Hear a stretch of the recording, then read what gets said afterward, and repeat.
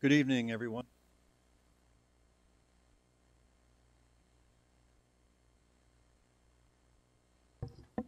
I turned it on. I guess I have to shout. All right. Lights are on. Um, Madam Clerk, we have no regrets. And Council, do we have any declarations of pecuniary interest? Madam Clerk, I see none. And Council, could we have a mover and seconder to resolve into Committee of the Whole? Councilor Lischina and Councilor Dudek, all in favor? And that's carried. We're now in a relaxed rules environment called Committee of the Whole. And the first things for us to work with tonight are the consent items. And I need, for various reasons, I need to do them one at a time tonight.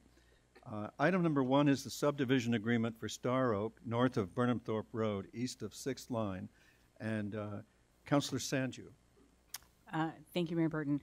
I'd like to move this, but with great trepidation. We have planning objectives, and this subdivision is part of that objective.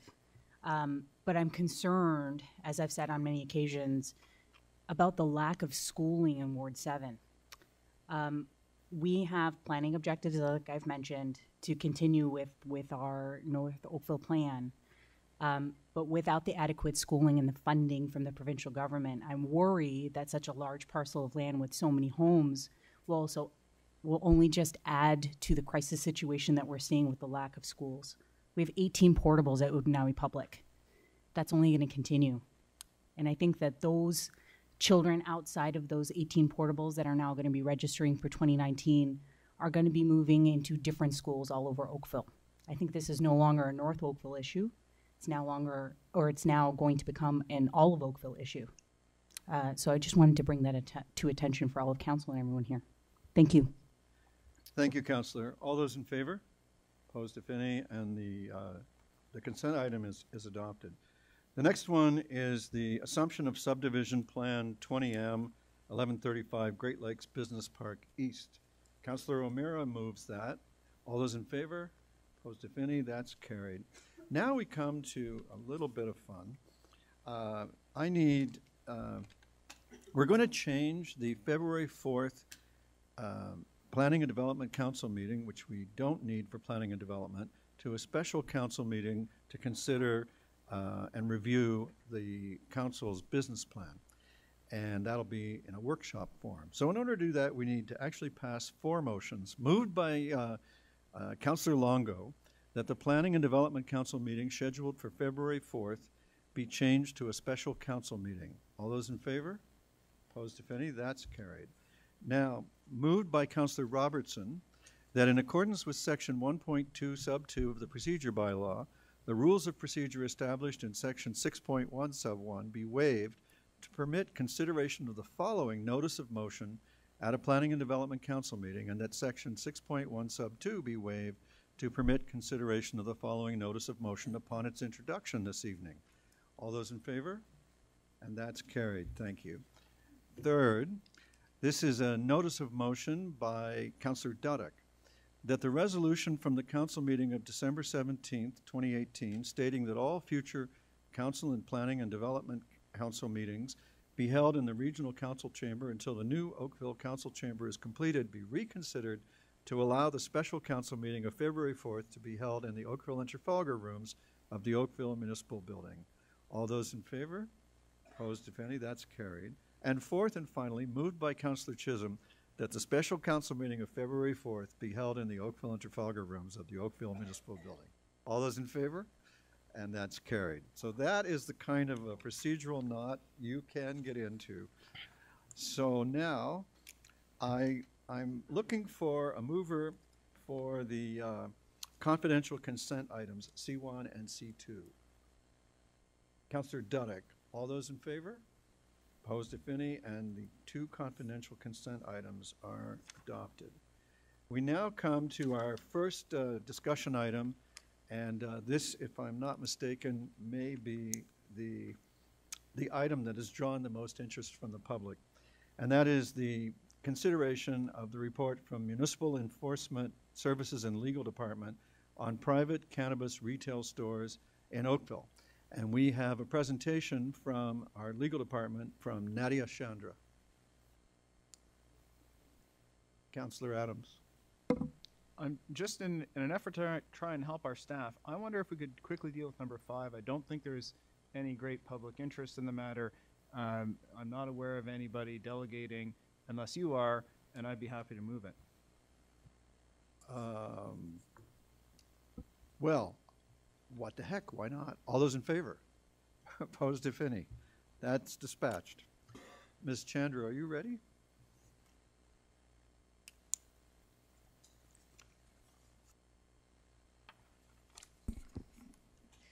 Good evening, Mayor and members of Council. Staff reported to Council in December on Bill 36, Ontario's Cannabis Statute Law Amendment Act, which received royal assent in October 2018. This sets out the legal framework for private retail in cannabis in Ontario. Just as a reminder, the Ontario's Alcohol and Gaming Commission is the licensing regulator for private retail stores. Municipalities are prohibited from municipal zoning and licensing of private cannabis stores, and the federal government is the licensing regulator for all production facilities. Municipalities have a one-time option to opt out of having cannabis retail stores. The deadline is January 22nd, and that is the purpose of the report this evening. One of the issues that came up at the council meeting in December was a question relating to the licensing criteria for retail store operators, and we've summarized the eligibility criteria on the slide. And I'd like to call on Mr. Barry to summarize the other question that related to the Halton Regional Police Service comments. Through you, Mr. Mayor, to Council. Another question that came up through the process was whether or not Halton Regional Police had a comment with respect to opting in and opting out. And as you can see, the comment has been received from Halton Regional Police, and while they have provided a fairly extensive comment, the crux of it is it's a wait and see. So there is no comment on whether they would support one way or the other, but they would like to wait until the fall to better understand what will happen with the changing environment.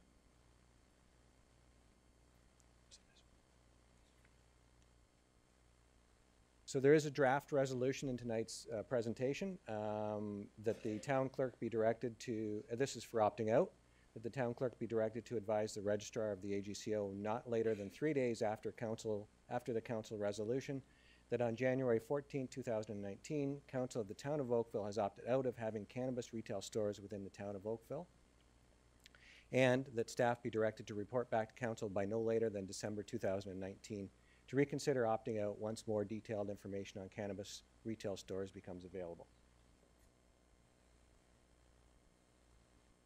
Should council wish to opt in, there is a draft resolution contained in the report that the town clerk be directed to advise the registrar of the AGCO that on January 14th, 2019, council of the town of Oakville has opted in and will allow retail cannabis stores within the town of Oakville, and that staff be directed to prepare a municipal cannabis retail policy statement. And we'd be happy to answer any questions that you have.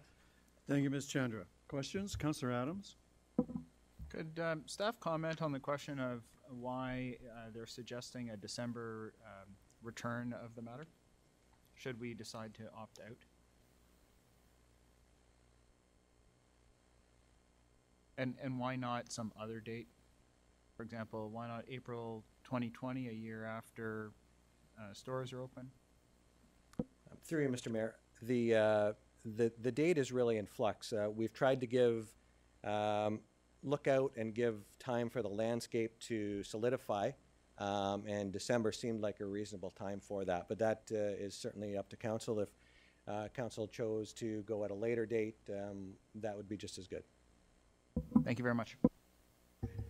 Councillor Sandu. Thank you, Mayor Burton. A quick question again for you, Mr. Barry. With regard to page 7 of the addendum, the HRPS has said that they're not going to be responding to complaints that relate solely to nuisance. Can you help us understand the difference between what we would be able to enforce if we opted in versus opt out? Through you, Mr. Mayor, there is really no difference in what we can enforce if there's an opt-in or opt-out. The Smoke-Free Ontario Act governs smoking in public places, including smoking cannabis. So that would be the governing piece of legislation. If there's a violation of the new Cannabis Act, Halton Regional Police would be enforcing that. As far as any nuisance-type activities related to cannabis, that is a matter between the two parties, a civil issue, not something that we would be enforcing. Councillor O'Meara?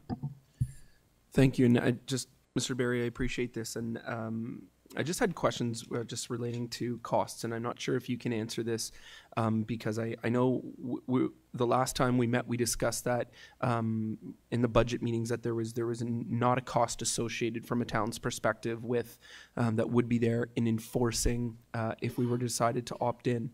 So does that mean if residents call bylaw and say there is somebody smoking where they're not legally allowed to smoke, bylaw would not be visiting there at all?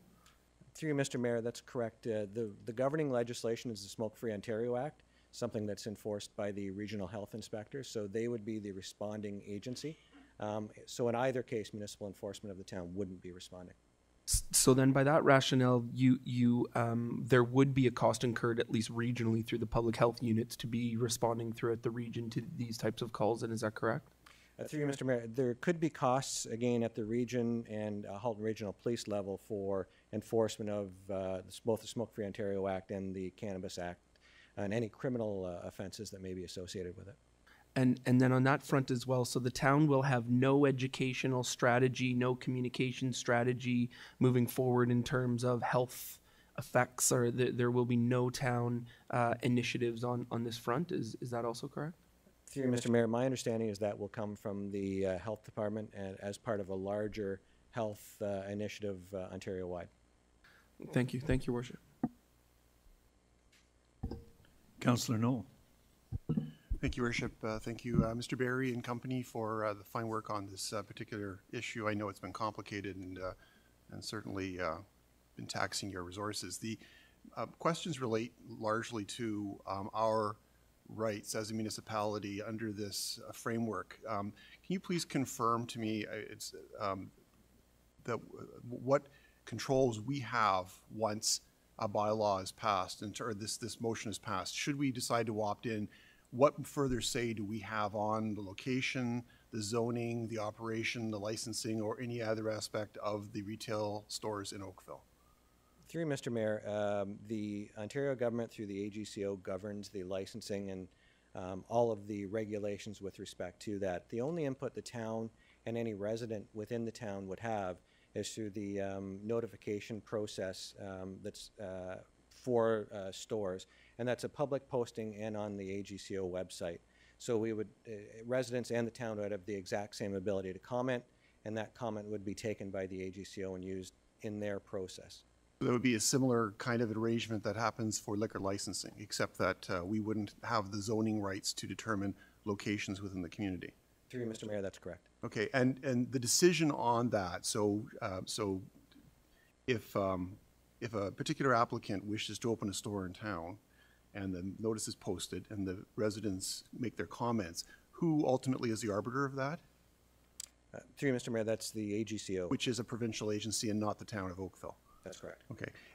In terms of the zoning itself, so we as almost on equal weighting have the ability to comment with the public, but what about the actual location of potential retail stores? Is there any place in town based on the current framework from the province that they cannot be located within the town of Oakville, should we decide to opt in?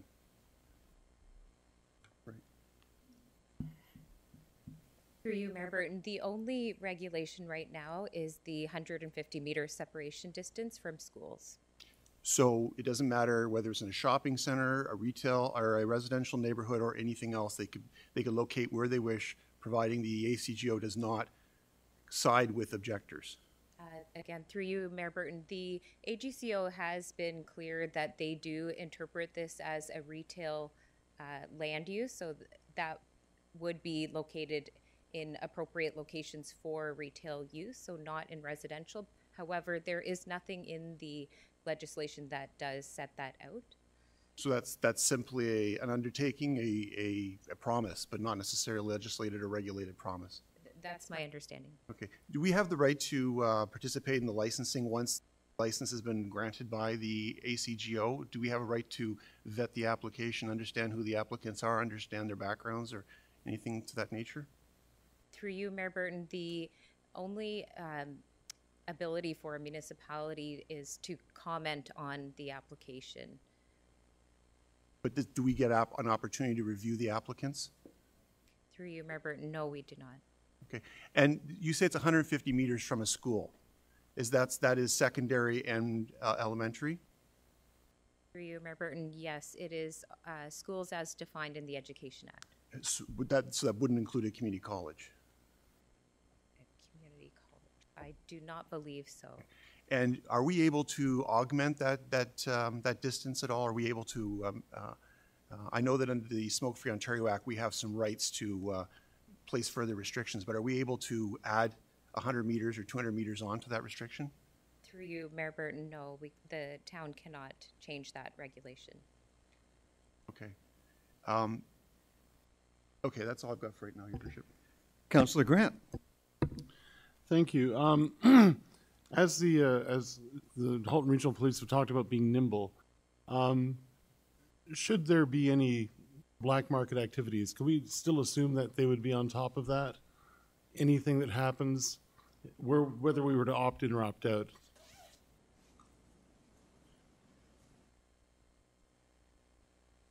Through you, Mr. Mayor, my understanding is that the Halton Regional Police that is one of their focuses.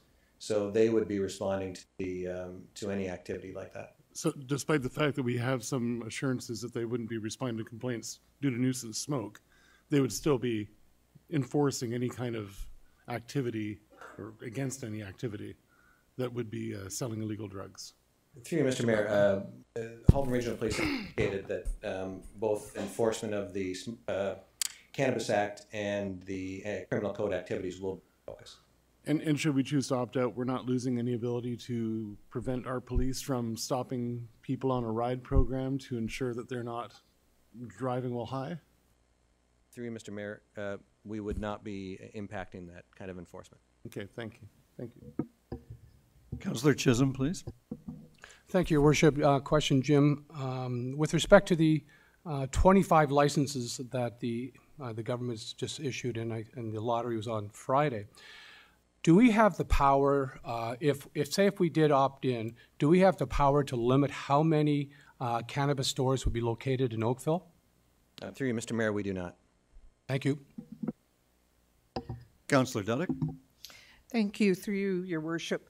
The costing issue seems to be one that's sort of, there's no set amount per se other than a figure and saying it will be dispersed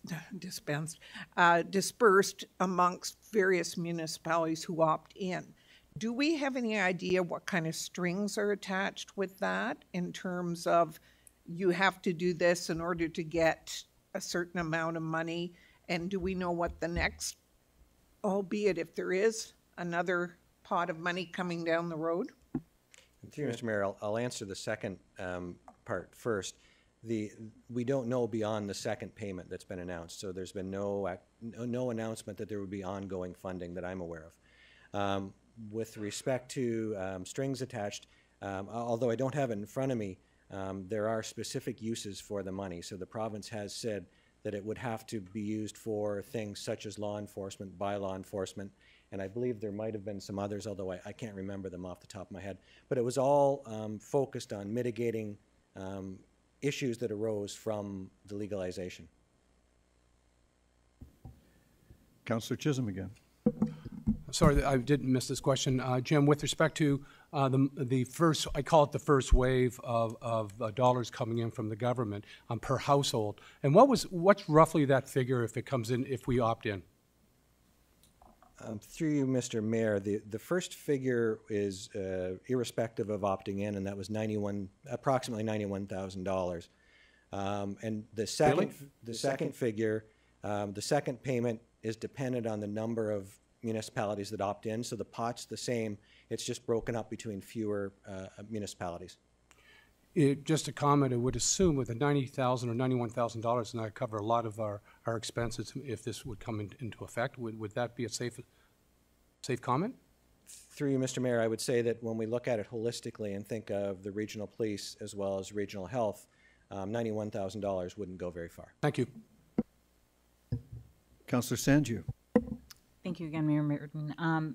Just with regard to the 150 meters away from the school, does that also cover, besides retail outlets, does it also cover smoking around the school? Are you able to smoke cannabis within 150 meters? Like what is our general smoke-free Ontario bylaw around that? Through you, Mr. Mayor, and unfortunately, I can't remember the distance. I believe it's 9 meters. It's within that range. Again, smoking, if a young person is smoking cannabis, that's a violation. So a young person shouldn't be smoking cannabis. If it's somebody smoking cannabis on a public right-of-way within the area, they should be complying with the numbers in the Smoke-Free Ontario Act. Thank you, Mr. Barry. Just one other follow-up question. What about in areas that are a little bit more dense? So specifically what I'm thinking about is the corner of George Savage and 60 Mile Drive in Ward 7. There are houses directly in front of the school.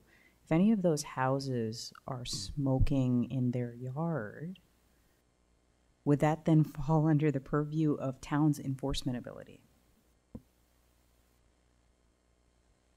Through you, Mr. Mayor, because that would be on private property, that would be legal under the Cannabis Act. Thank you, Mr. Bayer. Councillor Haslett-Thiel. Can you comment, or do you have any information about what investment has been made by the regulator around inspectors that would go to the bricks and mortars to ensure compliance with the system? Through you, Mr. Mayor, the only thing, unfortunately, we haven't been made aware of any. So I'm not sure of how the regulator intends to enforce, or if they've augmented their enforcement team to deal with this. We haven't been advised. Thank you. Councillor Knoll again. Thank you, Worship, again. Just a quick follow-up on what Councillor Haslett-Thiel just asked. Is there any expectation that we would be enforcing any aspects of or the region of the laws pertaining to the retail stores? Through you, Mr. Mayor, there is no expectation at this time. And the only reason I hedge it all on that is the Act does allow for delegation of authority. I do understand that both Toronto and London are seeking delegation of that authority, but to my understanding, there's been no provincial push of that. Okay. Second question is, can you clear, and I asked this last time, I just want to clarify it just to make sure that I heard it correctly last time and to make sure it's on the record, but the decision tonight in no way impacts the ability of those with federally approved licenses to obtain and utilize marijuana products for medical purposes, correct? They would still be able to obtain their necessary prescriptions here in town as per the federal regulations? Through you, Mayor Burton, that is correct. There is no change to the medical access regime. So the only impact on this is for the recreational use that we're dealing with today? Through you, Mayor Burton, that is correct. Okay. With respect to this almost what sounds to be an unprecedented move by the province to impose businesses within our community, when that's one of our responsibilities to license and zone and determine land use. Are you aware of any other businesses that have the same, I guess, license to operate that's granted by the province that's not necessarily a provincial or federal government agency? Or is this entirely unique?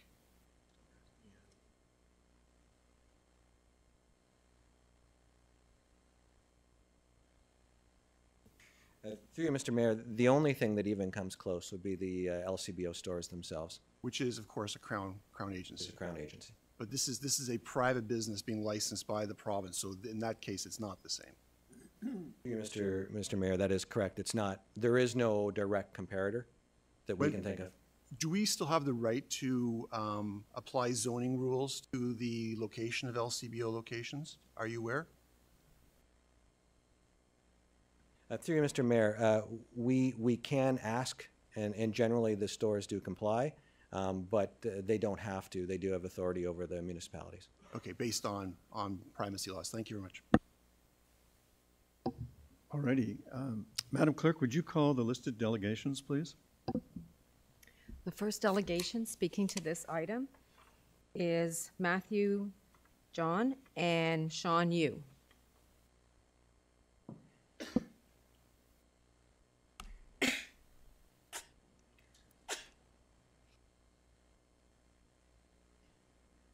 Good evening, everybody.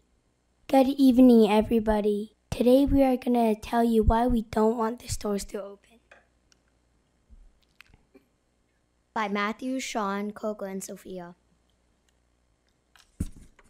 My name is Matthew and I'm 10 years old. I go to Sunnydale Public School. My name is Sean and I go to Sunnydale Public School. The one on the left, I'm the one on the left and the one on the right is my sister. About cannabis. Cannabis is a plant. It could also become cigarettes and used as a medicine. As you all probably know, when you smoke it, it damages your body. Reasons why we don't want the stores to open. Some people near the cannabis stores want kids' money, so they might get the cannabis for them after school.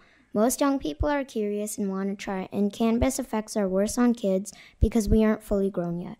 2. Stores are more approachable than buying online, and if some people get too addicted, they might rob the stores. More reasons why we don't want the store to open. Number 1, it affects the brain, so the person using it might lose control. And that might happen near a school because the stores are only opening 150 meters away from one, and it could be really dangerous for the students who work there. Number 2, dogs might eat the cigarettes people throw on the ground and will die almost instantly, with other stuff like wobbling and wanting to sleep a lot. And I do not want that to happen to my dog. Thank you for listening to our presentation. Be Canadian, not Canadian. Thank you.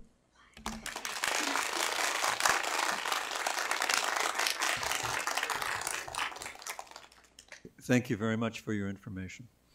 Madam Clerk, the next delegation. Next delegation is Matthew Bailey.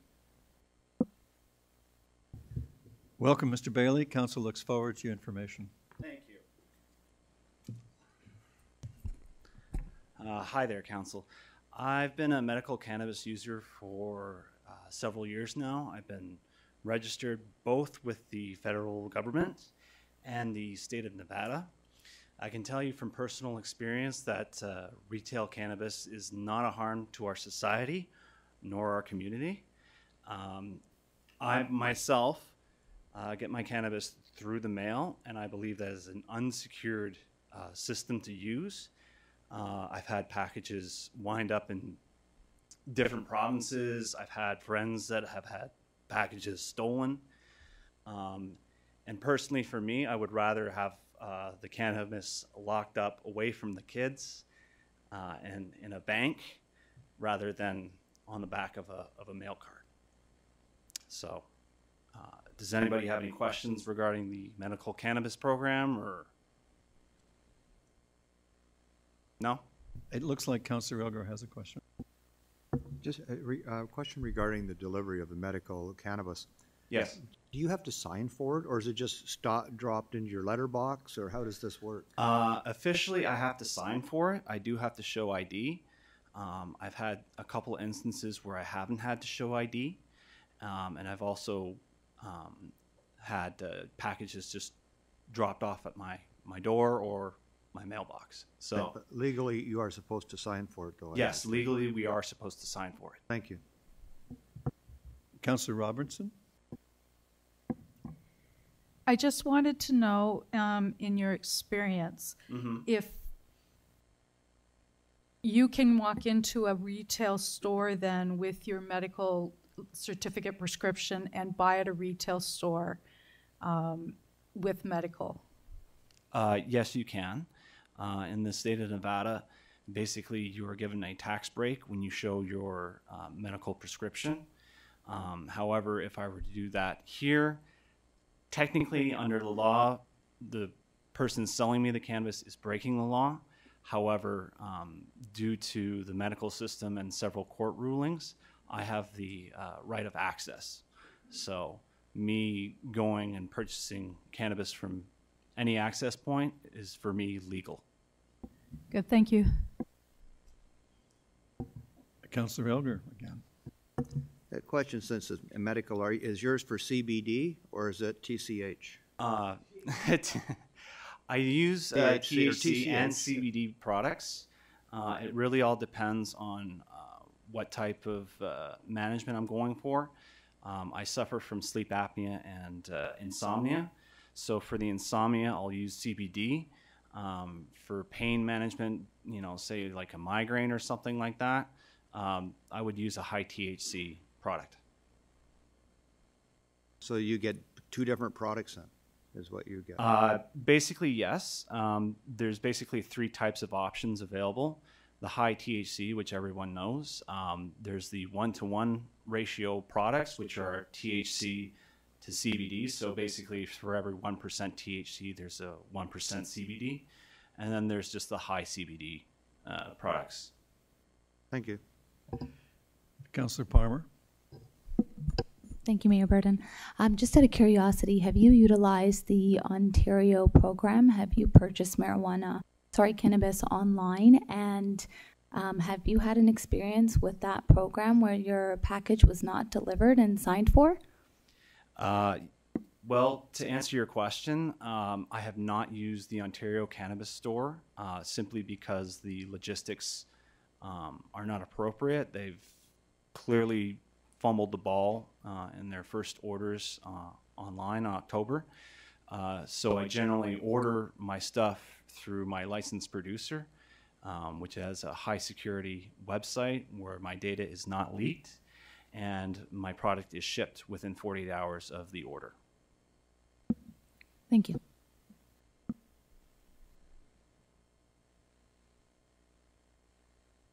Madam Clerk, would you please call the next delegation? Thank you, Mr. Bailey. Next delegation is Brett Bell.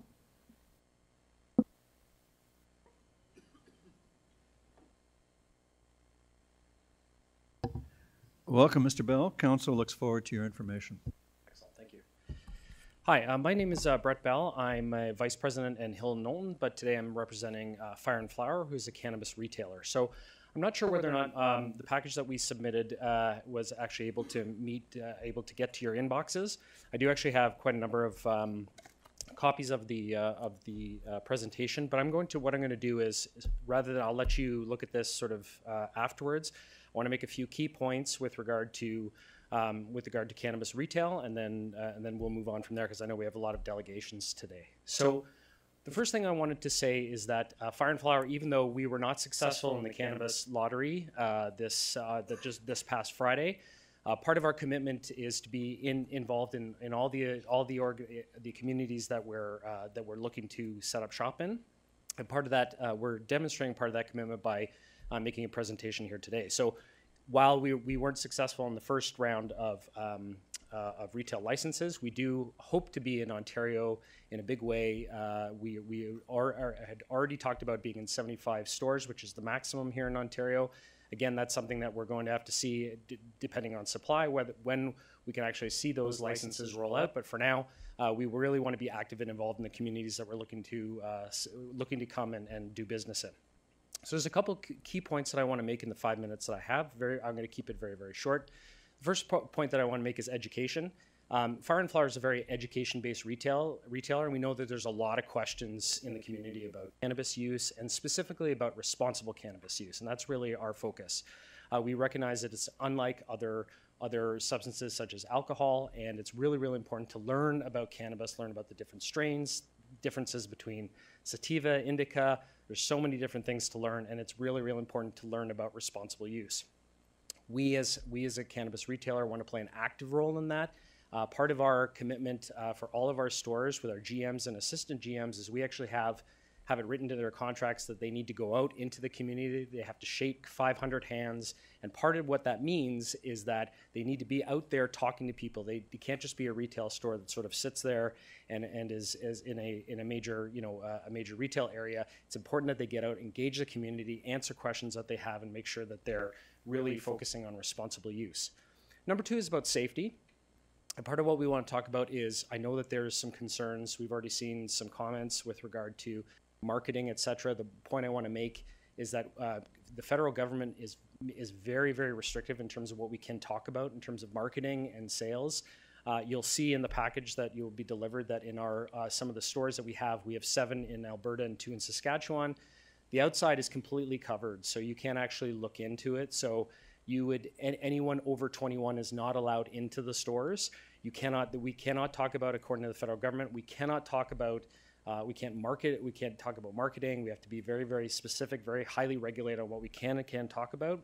And as a responsible retailer, we're very focused on making sure that we're only focusing on people who are over 21. And again, I had a chance to go out to Edmonton and look at one of the stores. We actually happened to have somebody who was older than myself come in. They were carded right there at the door. They didn't have their driver's license. They were asked to leave. So unlike the LCBO, which you are allowed to, people under the age of majority are allowed into the stores. You're not allowed into the stores unless you're over 21. The last thing I just want to mention is just in terms of location. I know that there's a lot of questions right now in terms of the lottery and where they can be sited. The one thing we could say is when we're looking at places in communities like Oakville, our focus is not to go near schools or places like that. Our focus is to be in high-end retail, places where there's a lot of car traffic, a lot of foot traffic, where you would expect traditional retail. So that's something that I want to make sure that we keep in mind when you're making the decision, and it is your decision to make, is that our focus is really to be where there already is retail and that would make a natural fit to be there. So those are 3 points that I want to make, and again, we look forward to your decision, and like I said, we will continue to play an active role in all the communities that we're involved in and about responsible education about responsible cannabis use. Thank you very much for your information, Councillor Elger and Councillor. Oh, you've got a lot of questions. Settle in, everybody. Councillor Elger. Yeah, thank you very much for coming. In Alberta, what regulations do you have? How close can you be to a school? They are, to be fair, they are actually significant.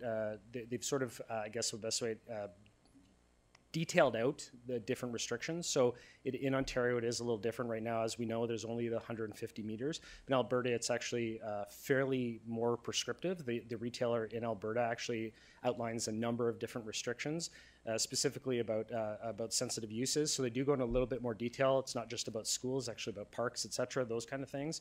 But also they also are very prescriptive in terms of security use, about how big the safe room has to be, all of the different security measures that have to be in place, things like that. So there was a significant more detail in Alberta than there was here in Ontario. Do you have a measurement? Is there a minimum distance from schools? I can't remember off the top of my head, but it was, I believe it's, I don't want to speculate, but I think it's somewhere around 200 meters.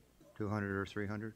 Yeah, that's me trying to remember off the top of my head. With regard to the black market versus your retail, are you 50% more than the black market still? Well, we don't set the price. The provincial government sets the price. So we're actually expecting, we can't say for sure, but we're expecting that the price will eventually go down at some point. Once supply comes into effect, we do expect the price to go down. But so it is quite a bit more still out there. Well, yeah. Again, I have heard that comment, but ultimately, again, this is about the future, not about what's happening right now. And we do believe, I think the provincial government is well intended to eliminate the black market, and part of that is having adequate, abundant supply, and part of that is lowering the prices eventually once supply comes online. So at the end of the day, the province does give you in municipalities the ability to have some degree of control of where the cannabis stores would go? Yeah, well, again, the way the process works is that we have to apply for a particular. We apply for as a business entity, and we have to make sure we get through all of those checks and balances in terms of any of our application about about organized crime, anything like that. They do a lot of background checks, etc. So that's the one hurdle that any kind of retailer needs to go through. But then there's actually site-specific application. So we have to apply to it. You have as you know, you have the 15-day comment period, and part of, again, what they would do is evaluate it based on whether or not, I think there's 3 sort of key principles in terms of what you're supposed to, what the comment would be on, mostly around public safety. And there is that ability to make a comment at that time. Okay. Thank you. Hopefully we can get there someday too. Thanks. Alrighty, I'm sorry, I can't remember all the hands over here. Thank you for showing your hands again. Councillor Giddings. Thank you, Mr. Mayor, and thank you for coming out this evening. First of all, for clarity, I'm a little confused. You're talking about we. Is it we, Hill and Knowlton Strategy, or we, Fire and Flower? No, we, Fire and Flower. I'm representing a client, not Hill. But you're representing? Fire and Flower. So you're with Hill and Knowlton? Yes, that's right. Okay, thanks. Yeah, unfortunately, there's a lot of council meetings happening, so we're trying to cover as many bases as possible. So and you don't get Fire and Flower, you get me today. Lucky for us. Yeah, exactly. Maybe lucky for you, absolutely. Further to Councillor Elger's question about sensitive uses. Mm-hmm. So in the West, Alberta, I take it, you mentioned schools, of course, and parks. Are there any other sensitive uses that you all? Yeah, I'm trying to recall. I don't want to miss any, but essentially it's sort of what you would consider sensitive uses. So I believe, again, I'm going by memory, so I might be on some of them, but things like addiction centers, childcare centers, education centers, things like that. So it is a relatively comprehensive list in terms of that. But the point that I guess I'd like to make this point with regard to the question, like one of the things that it's important, at least, and I can only speak to Fire and Flower, and I recognize that there's many other retailers. Our focus is to go into areas where, again, it's sort of standard retail. So we have a lot of agreements and partnerships with large sort of retail type of landlords. And our focus is to go into high traffic areas. We're looking for places, like I said, where you've already got power centers and things like that, where there's a lot of there's a lot of natural car and foot traffic already. It's not a question of going into into smaller neighborhoods and communities. It's more about sort of, again, high-end grade A retail. Great. Thank you very much. Councillor O'Meara.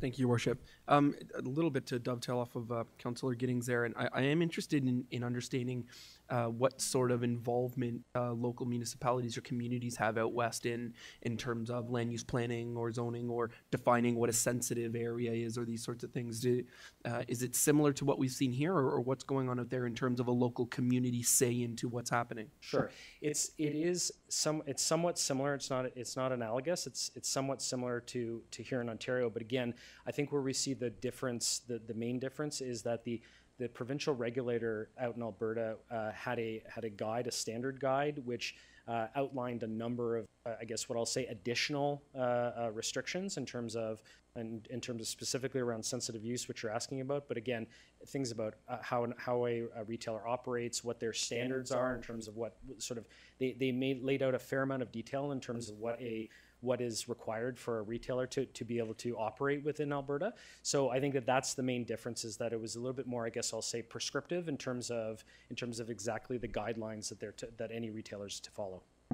And do you know if clustering is a possibility out there? I mean, are there any guidelines, as you know, there can only be so many within a certain radius? Or I know sometimes restaurants like to open up beside other restaurants because that draws a crowd, and the like-minded crowd wants to do that. So I know it happens with some types of other industries, but was there anything out there that would allay that? I don't recall. Yes. So I'm trying to recall if there was a provision about how many meters that you're able to be from.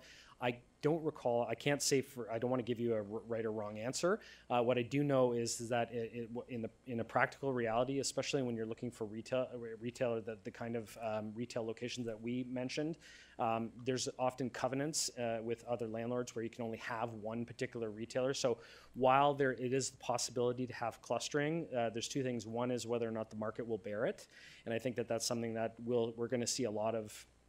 I think we're going to see a lot of consolidation. Again, this is something that's speculative at this time, because we don't know how retailers are actually going to be involved and active in terms of what any one community is able to support. But at the same time, part of what we have found with a lot of different landlords, retail landlords, is again that there's covenants saying, well, if we are going to be a tenant, that you can't have a second store in a grade A retail location. Perfect. And just my last thing, and I might be putting you on the spot a little bit here, but that's kind of our job.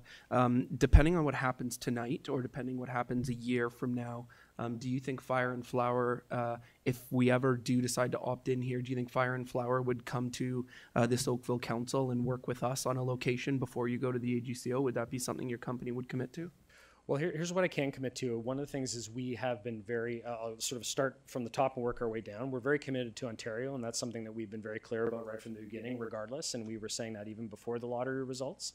So we really, our focus has been and will always be to have 75 stores, which is the maximum here in Ontario. One of the current locations that we're looking for, obviously, is in Oakville. One thing I definitely want to say is we want to go into communities that are interested in being into having cannabis retail. So we're not looking to force our way into anything like that. This is about, again, working in communities that want to have cannabis retail and have responsible cannabis retailers. In terms of working with council, we're always happy to discuss certain areas, things like that. Part of, obviously, from a business perspective, we have to look at everything from a holistic perspective. And again, we're looking for high-end retail and places where you can go that actually, again, gives us the best chance for a business case. But at the same time, part of, we're always willing to open up that dialogue and have a discussion around where would be the best place to go. But again, there's lots of different, as I'm sure you can understand, there's lots of different factors to consider. But part of one of the things to consider is working with local government and making sure that we're an active stakeholder in that discussion. Thank you for that. Thank you, Your Worship. Councillor Sandu. Thank you, Your Worship. Just a quick question around high-end retail. So I'm assuming that you guys did a little bit of analytics to assume where you would be placing stores. Help me understand what you mean by high-end retail. Does that mean malls? No, what we mean is usually, like, well, I'll say sort of more analogous to like power centers and things like that. So where there's areas where there's a lot of car traffic, a lot of foot traffic. So there's multiple locations that would fit that in across Ontario. And like I said, we've already have built-in relationships with a lot of those types of organizations that offer. So I guess like I said, I guess I use the term power centers, but it's the ones that have the multiple. You've seen them before, where they sort of have different types of retail stores that you would see throughout different communities. Malls is, what's that? Like a strip mall? I guess, yeah, better. I didn't know if strip mall is the right term. Fair enough. Yeah, something along those lines, where it's less about, it's about being in major arterials and major areas where there already is established retail, because part of that is that gives us the best chance for success in terms of car and foot traffic. And sorry, just to go back on one of your previous comments, you'd mentioned that 75 stores across Ontario with one potential location in Oakville. Is that what you were saying? Oakville is one of the communities that we're looking in, for sure. Yeah. Okay. Thank you.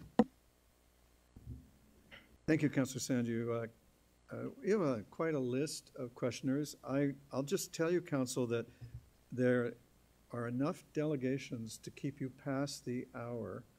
I hope those of you who are extending delegations with questions that don't really bear on opting in or opting out are willing to vote to go past the hour when we come to the other end of this. And with that, Councillor Haslett-Thiel, please. Fair enough. Thank you, Mayor Burton. Thank you for coming out tonight, and I think you shared some information that informs some of the folks in the audience. I'm just going to go off Councillor Amira's comment. And is there a location that you anticipate is the right location based on Fire and Flower's criteria? We're looking at a number of different locations. We haven't really sort of settled on one yet. Is there a geographic component of, can you give us kind of an area in Oakville, for example? Are you considering downtown? We are considering downtown. We're considering essentially all across the city. So again, it's sort of, we have a number, like our entire real estate sort of services, our wing of that are actually looking at a whole bunch of different areas, and part of that is based on availability, part of it's based on price, part of it's based on foot traffic, as we talked about. So there's a bunch of different matrix of criteria that we're looking at. And you made a comment earlier that it's our decision to make. And I just wanted to clarify, as you know, we don't have the authority to determine who the operator is at this time, and so it isn't our decision. Fair enough. Thank you. Councillor Chisholm. Yes, thank you, Your Worship. Just for clarity, and it might be with staff and yourself, Sarah, with respect to when we're talking about a standalone facility which has been prescribed by the province. So just for clarity's sake, you're looking at, is it saying that if you own the building or own part of the building, you can go in and put in a cannabis store? Or is it, when it says standalone, it has to be separate from a mall? I'm happy to let staff answer that question. Yes, please. We have our own interpretation, but I'm happy Yeah, to just defer. because the discussion is, it's getting a little foggy with respect to the clarification on standalone and what that encompasses. Thank you.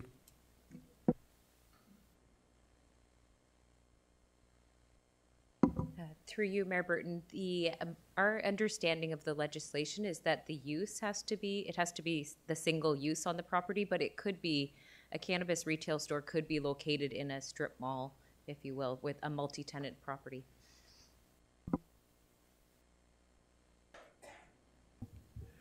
So not a cannabis and snack store. Correct. Councillor Duddick. Thank you, Your Worship. I'm glad that you raised the Calgary. In the research that I've been doing, City of Edmonton, I think, doing a sort of apples to apples comparison, the problem I have is the fact that when I look at City of Edmonton, the province has provided them the opportunity to provide a zoning bylaw. We don't have that tool here. And so when I see a lot of the sort of restrictions, regulations, everything from separations and that tends to flow from the zoning bylaw. Mm-hmm. So here we don't have that opportunity. So, and when I hear you say your interpretation versus our staff's interpretation gives me concern even more. Okay. Again, I think part of what we're looking at, like we can only go with the regime that we have in front of us, and very similar to, again, we were actually, to be honest with you, it's, we are only working within the parameters that we have. And the only thing we can do is, I understand from council's perspective, how you're looking at, you have to look at all retailers and not just Fire and Flower. And we can sit here and say that we're responsible and we have a great board and we have a former commissioner of the RCMP on our, as a director, et cetera. But I understand you have to take a holistic perspective. And I know that that's something that's been raised not your council, but with other councillors in terms of lack of control. The only thing I can do is be here and say, we're looking at certain areas and they're typically in retail that you would expect, as opposed to going into smaller areas of the community where there is no, what I'll say, grade A retail. Thank you for taking the time. Thank you, Councillor Duddick. Thank you, sir, for your information. Thank you for the time. Appreciate it. Madam Clerk, the next delegation, please. Next delegation is Kay Liu.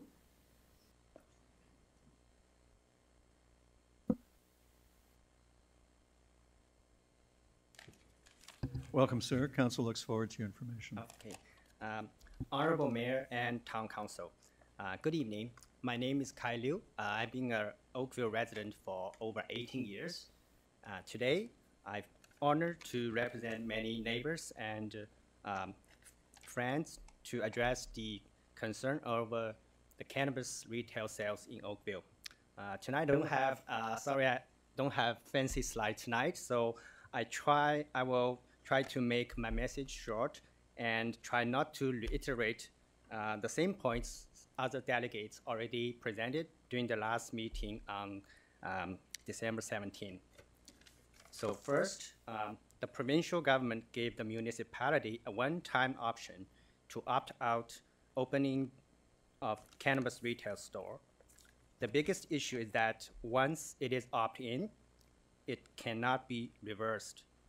Right now, there are many unanswered questions and uncertainties in terms of safety, enforcement, cost, zoning, education, and etc. The municipalities really do not have control without all the regulations from the provincial level, which are not in place at this time. We cannot afford to make a rash decision that cannot be corrected if it turns out to be a huge mistake in the future. As we all know, Oakville is the most livable city in Canada, which we are all proud of. We also know even the best can be better. My question is, will the opening of cannabis retail store add any credit to Oakville's image and reputation at all? Most likely it will do just the opposite. Our neighboring Mississauga Council voted opt-out by the number of 10-2, and Milton Council made the same decision by the result of 6-2. If Oakville were the opt-in city, we would expect large number of cannabis consumers from the east and from the north. Thanks to Lake Ontario, we do not have to worry about the influx of people from the south. When I moved to Oakville in 2000, I remember the number of the Oakville population was 127,000 on the highway road sign. Now it shows 194,000. Because of the popularity and attraction of Oakville, we have seen over 50% increase of the population for the past 18 years. According to Mayor Burton's 2018 inaugural speech on December the 3rd, the road congestion is the second most critical challenge the town is facing, next to saving the Glen Abbey Golf Course. The cannabis retail sales will make the local traffic even worse, in addition to the safety concerns of increased impaired driving under the influence of drug use. We all share the common value to make Oakville a better, safer, and healthy place to live. Dear Mayor and City Councilors, please vote opt-out. Thank you for your time. Thank you, Mr. Fang, for your information. Any other questions? Thank you, sir. Madam Clerk, would you call the next delegation? Next delegation is Sean Fang. Welcome, Mr. Fang. Council looks forward to your information.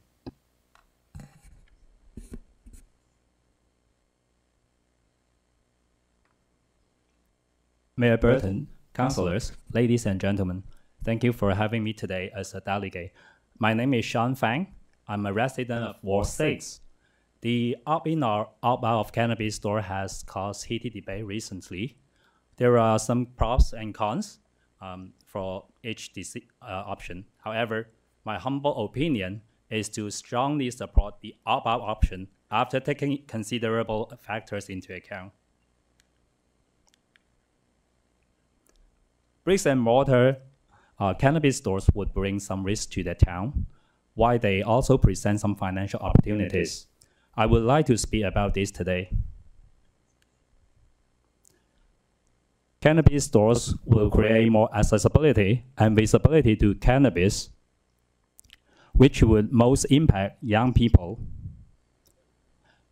These three pictures indicate a welcoming Starbucks-like environment that many young people will find irresistible. Also, there are some cannabis store-related issues which are widely discussed, including but not limited to public health, law enforcement, traffic jam. Not mention that there is no city bylaw in place which would allow us to better control the startups. However, some people will argue that these stores will bring in financial benefit to the town. Before we jump into this, let's take a look at some key parameters of marijuana market. This is the profile of the average age of cannabis consumers. Almost 70% of consumers are within the age group of 21 to 45 years old. However, this age group only consists of 30% of Oakville overall population, meaning the average Oakville resident demography doesn't match that of the cannabis typical user. Household income-wise, more than 70% of cannabis consumers have an average household income of less than $75,000. This table shows the average Oakville household income is $117,000. Only less than 20% of Oakville residents fit a typical profile. So, how much money can we make? And what is the impact on our books? I'm an analyst, so I took a quick and dirty projection. I used Colorado, the first state in US to legalize recreational marijuana as a reference. A simple straight extrapolation on the above information would indicate that if Colorado makes 266 million over a population of 5.6 million, Oakville stands to make roughly 9 million with a population 28 times less that of Colorado. Furthermore, with the requirement to split the expected 9 million revenue with the Ontario government, the 9 million will drop to 4.5 million, assuming 15-15 split. Is 4.5 million attractive enough to us? Are we in great need of this money? Let's deep dive in our books. The income statement on left-hand side is from Oakville. For comparison purpose, I chose the income statement of City of Burlington, who is with similar population size and similar location. We could see how good our operation is from financial perspective through the analysis of income statement, or so-called P&L. Let me extract some major items from both statements. Total revenue of our town in 2017 is almost 400 million, compared to 258 million from Burlington. Penalties and interest generated 12 million for Burlington, while it only contributed 3 million to Oakville. It seems the enforcement team of Burlington worked very hard. Revenue from developers is 95 million for Oakville, which is 7 million in Burlington. Our figure is a testament to Oakville's appeal as Canada's best place to live by Money Sense magazine. Honorable Mayor Burton, councillors, please accept my sincere appreciation to make this happen. Our town is well known of beautiful recreational parks, trails, nice neighborhood, good schools, and sweet air. Cannabis stores have nothing to do with all of these good images of our beautiful town. Back to our P&L. The 4.5 million income from cannabis store only represents 1% of our revenue. And 100 million revenue surplus is also an indication that Oakville is in no desperate need to have sales of cannabis as a revenue source.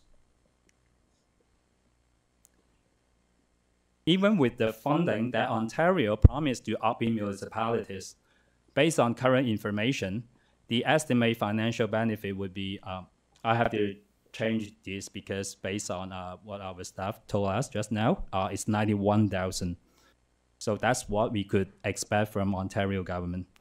When considered within the parameters of the full-time budget, this figure is very negligible. I applaud to those councillors who are in line with me, and I respect those who are in favor of opt-in option for now. But I would ask you to consider the factors just mentioned before you make your final decision on this very contentious issue. I'll leave you with a very fitting quote by Margaret Chase Smythe, the first woman to serve in both houses of the United States Congress, and the first woman to represent Maine in either. But I will rephrase the statement as following. There is no right way or wrong way. There is only right way and easy way. Thank you. Thank you, Mr. Fang. Mr. Fang, I hope that I can ask you a quick question. When you were talking about the $4 million estimate you had, are you aware of any provision where any marijuana tax is going to come to any Ontario municipality beyond the small amount referenced in your recent slide? In other words, you're surely aware that $4.5 million is not coming to Oakville under the province's scheme. Dear Mr. Mayor, thank you for your question.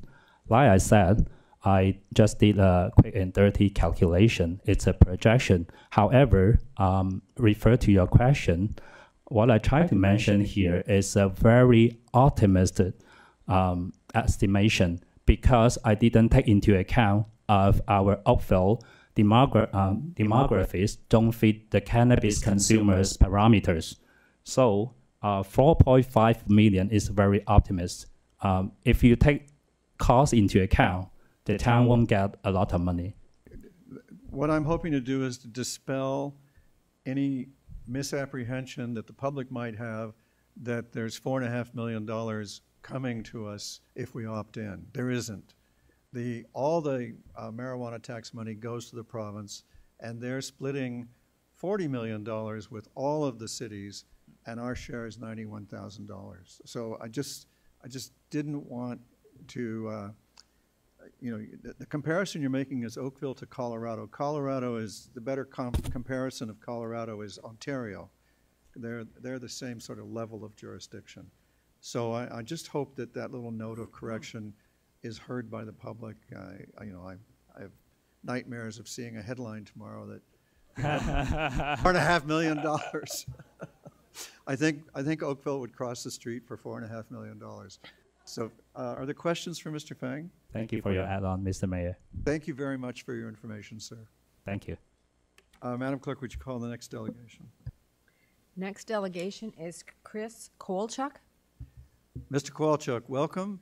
Council looks forward to your information. I'm sure you look forward to my information. You are always entertaining. Hello, good evening. Happy New Year, Council. Welcome to the new members. For those of you who don't know, my name is Chris Kowalchuk. I'm 56 years old, and I don't have any cute slides. I've been an avowed advocate and proponent of recreational marijuana use since I was a kid. And as I was talking to the mayor and Kathy and Ray at our local neighborhood meeting, my father worked for Seagram's Distillers, and we grew up in British Columbia. So as a kid, we had pallets of Crown Royal and VO in our garage. So as a grade 6 and 7-year-old, I drank so much booze that I really didn't drink again until my early 20s. Now, for some of those you don't know, I mean, now I don't give a rat's ass. I've always smoked weed, and I don't care who knows it. But I didn't drink till my early 20s. And I also was a licensed liquor rep in Ontario for 25 years. I ran retail wine shops in downtown in Clarkson. And I could have been one of the people standing here with that $75 golden ticket Willy Wonka weed lottery they just did. And I'm glad Mr. Fire and Flower was here, because he's probably the only other guys in this room who's read every piece of cannabis legislation there is. So when you're asking questions, I feel like I can answer the back of the room. But I really want to talk to how we got here. No one's talked about the historical context. A lot of people don't realize that when the lumber ships went back to the UK, they brought back immigrants, and the king sent with them hemp seeds so that they could grow hemp for the ropes of the Royal Navy. So the Ontario white pine and the hemp would go back to Great Britain, and the immigrants come here to plant hemp and hew more wood and draw more water for the UK. So that was the beginning of the hemp industry in North America. When did it become illegal? Well, in 1916, the first magistrate, female magistrate in Canada, Emily Murphy, she was a prominent feminist in Canada, civil rights, one of the famous five. There's a statue in Parliament Hill, and she made women become persons and get the vote. But she was also, people don't realize, crazy racist against Asians in particular, just in case anyone didn't know. And she believed in eugenics and forced sterilization in Alberta. So she, her viewpoint wasn't odd for the time. But people need to know that in the historical context. And she wrote a book in 1922 called The Black Candle. And it was a series of articles that had been published that was turned into a book. And it was basically the first crazy reefer madness war on drugs. That's where the war on drugs started.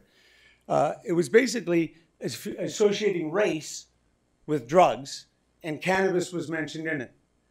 The following year, 1923, in Canada, with no discussion in Parliament, no mention anywhere, there's barely a paper trail, cannabis and hashish was added to the schedule of controlled narcotics. Now, in Canada, since 1898, you could buy heroin anywhere, because thanks to Bayer Pharma. So I almost want to say at this point, can I speak to items 6 and 7? Because those two more failure Pyro and Sadless bowls that the province is handing down to you, just like like in my opinion, the feds have dropped the ball with the weed portfolio. They put Bill Blair in charge of it. The guy in charge of making sure no one in Canada got weed, let's put this guy in charge of making sure everybody got it. That was ham-fisted. The province, what I understand is no municipalities were afraid of opting out when the previous government, whether you liked them or not, put the Ontario Liquor Board, Ontario Cannabis Stores, in charge of the program because they were going to assume responsibility, and municipalities were confident that it was going to be handled well. So what did these guys do? And I'm sorry, I've never met Stephen Crawford. Is he here? Because I've been involved for 30 years. I don't know who he is. But I can't believe that's how he ran O'Leary Funds and, and made as much money as it is by having Willy Wonka weed lottery tickets. And I can tell you, as someone who read everything that you need to do, is people like me who, if I had had one of those licenses in my hand, I have friends who have money, because you'd have to have $50,000 to burn. Because my job now is I'm a general contractor and I build retail stores. It takes you 4 months to build the smallest, crummiest little store you can do. It takes you 4 or 5 months. So that $50,000 bond you had to post was what they were going to take from you if you didn't open by April 1st. So could you imagine someone came to you, you don't even know if you can open yet. You would have had to have deep pockets like Mr. Fire and Flower and have leases and lots of money in place and be holding these properties in anticipation of it happening and the staffing, the resources to pull it off. Or it'd be someone like me who'd be, holding this Willy Wonka ticket. Well, remember, 50% of lottery winners go bust or more. They almost bust within a year. So, like I said, I'm confident with the council here, whatever decision you make to opt in or opt out. I think it's crazy that it's even an issue. Bigger issues, like I said, these two failure piles, the competitiveness, whether they're going to repeal the acts where we can pave the Greenbelt. Isn't that the information report we're receiving 6 after this? And increased housing, that's another one. Like, those are bigger issues than this. Having a weed store shouldn't be an issue.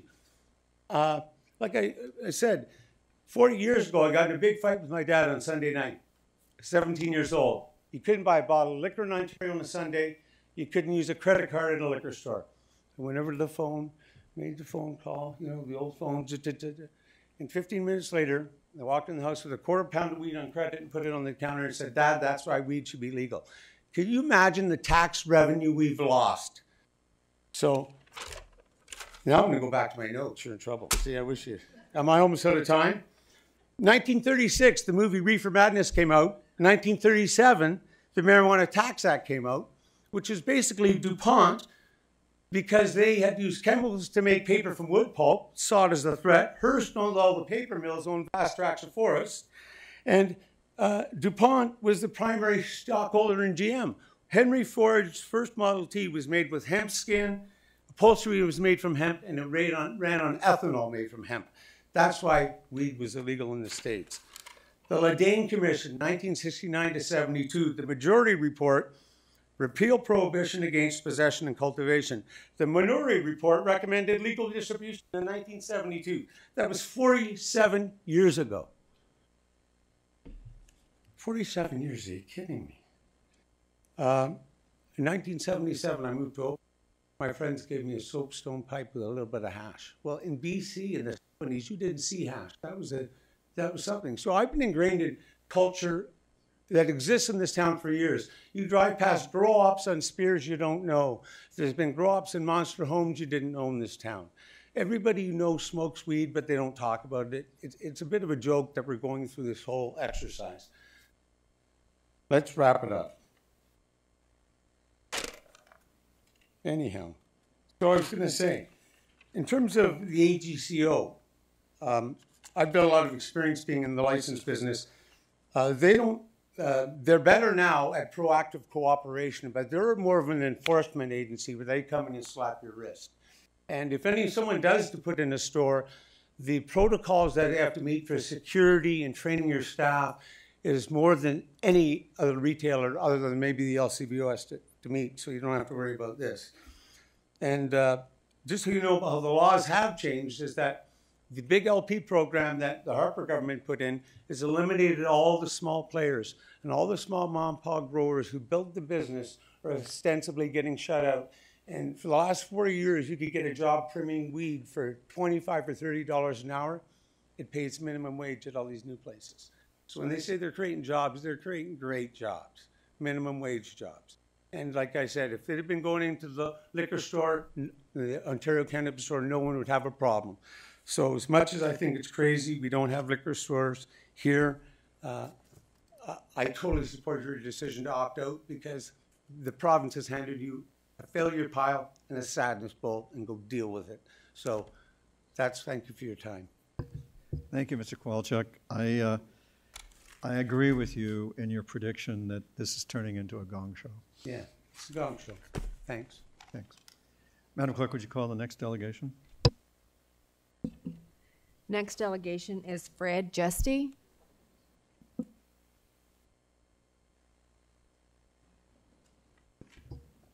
Welcome, Mr. Justy. Council looks forward to your Thank you. information. Thank you, Mr. Mayor, councilors.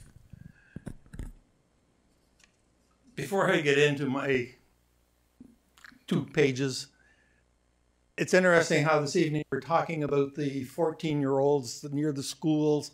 How close are they going to be? Or will they get into those stores? Can you imagine they get into stores? I can guarantee you, as long as the stores are charging $100 and the guy across the street's charging you 50 or 60, they're not going into the stores.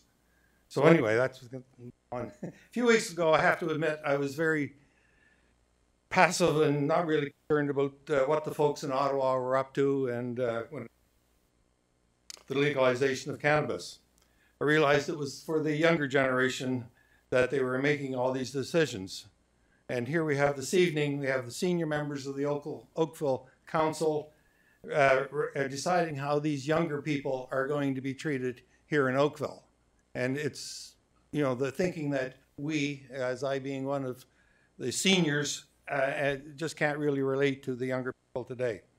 I got involved and over the holidays, I asked my 2 grandsons at university age what they thought. Both just shrugged their shoulders and said, didn't bother them. They wanted weed, not that they did, Papa, but not if they wanted weed, all they had to do was go across the street and get all they wanted. Agreed, they did, that it was not legal, but it's across the street, Papa, if I want it. I got, today's Toronto Star reported police shutting down an illegal store in Hamilton and noted that at the same time there were 36 other illegal operations in the city. This number begs to ask how many of them in our community. We'd like to think there's none, but I can't say one way or the other. And then also to make it even more interesting in light of this new legislation where cannabis is legal. So what's going to happen to the individuals that were shut down today? The police are not going to probably take them to a court and the judge is not going to hear the case because they're selling legal product.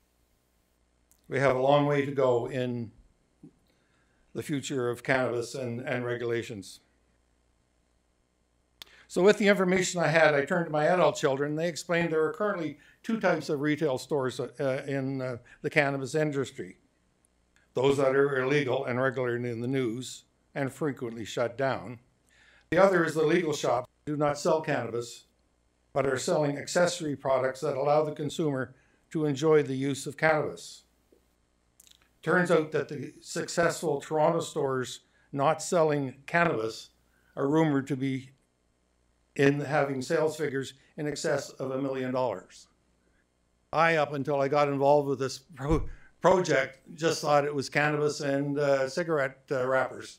But no, there's $1 million of industry supporting all the peripheral that I do not comprehend that goes along with cannabis.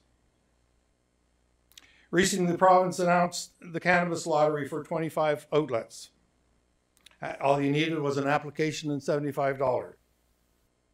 There were 16,900 applications, and that accompanied with $1,267,000. Again, the message from the community is that legal cannabis is the way of the future, and the applicants want legal shops to be in place and seeing it being very profitable.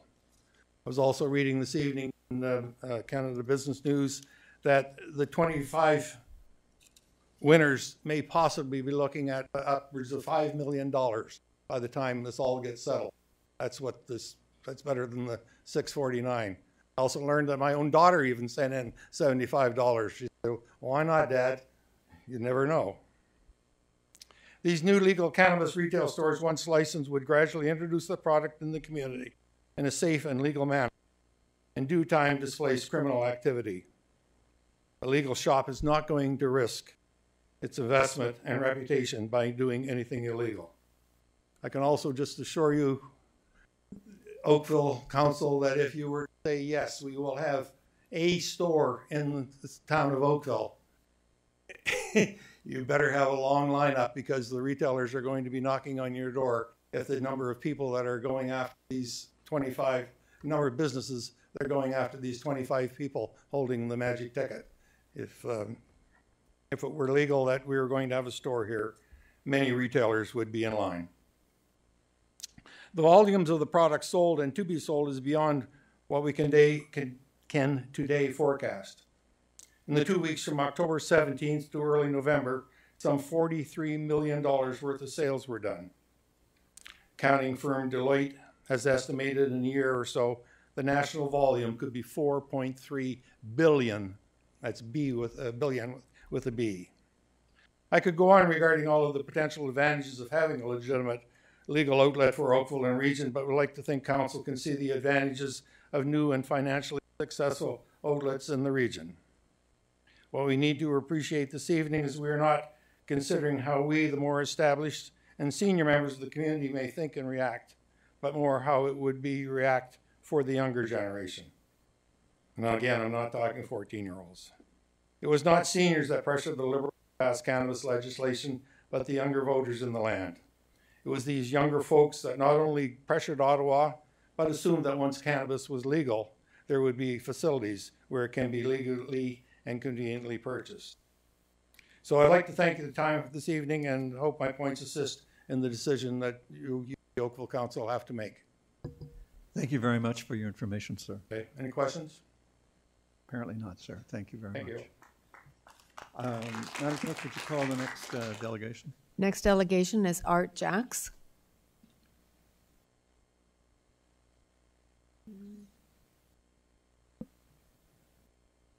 Welcome, Mr. Jacks. Council is looking forward to your information.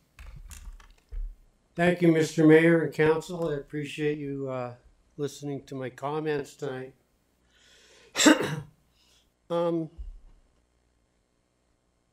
I'm not here for me today. I'm here for the people that can't come and represent themselves because of the subject matter. Cannabis is not something that everybody can openly talk about. It used to be illegal. Now, they say it's legal, but it kind of makes you wonder, if I'm in Ontario, how the heck do I get them? I've been a medical cannabis patient for decades. I've been a medical cannabis grower legally for almost a decade. I currently have 14 strains growing. I'm one of the few Canadians that has the luxury of juicing cannabis. That means I have enough cannabis growing that I can cut down the plant, run it through a low revolution juicing machine, and I can drink it, and darn, no psychoactive effect at all. But I get all the benefits of all the nutrients and the good stuff, the cannabinoids that are within the plant.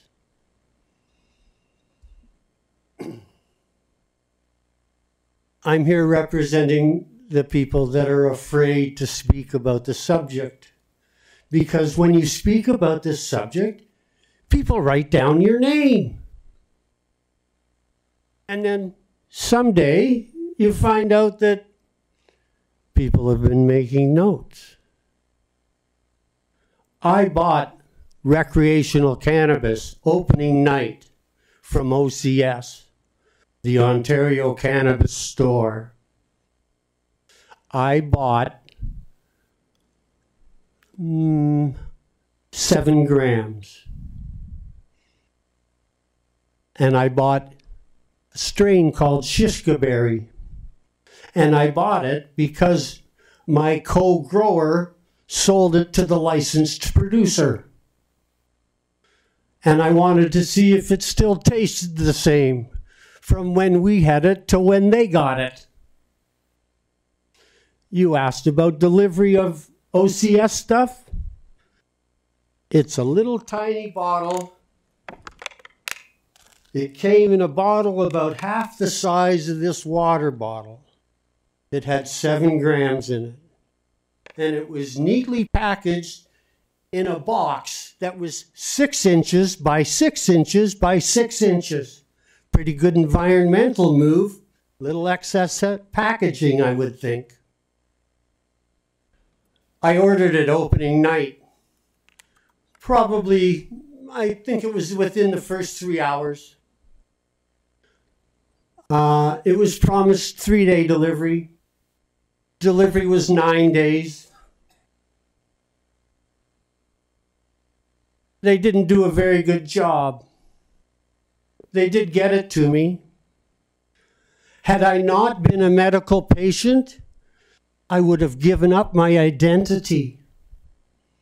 I would have raised my hand and said, I'm paying with this credit card, and this is my name, this is my address, send me my product.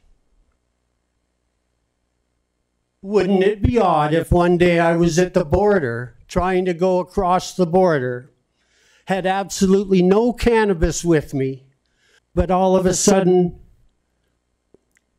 I'm being told I can't go into the United States because my name is attached to cannabis. Why?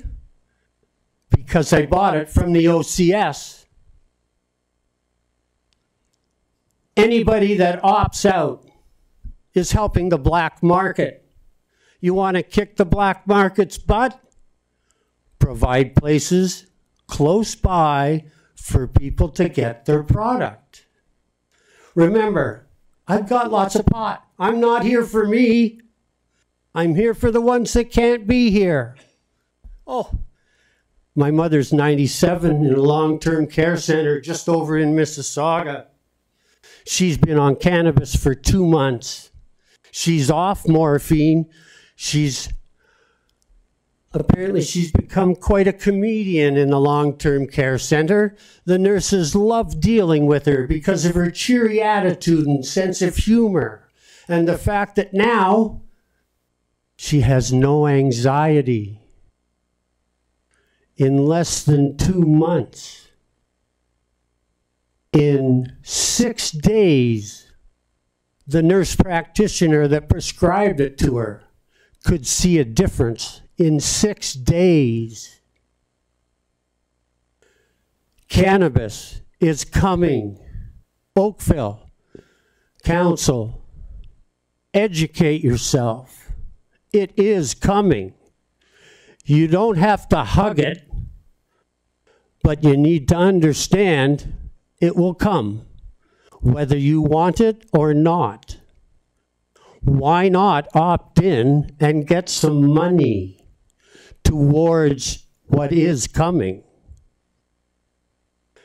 There are, I think, I drive down Lakeshore, downtown Oakville.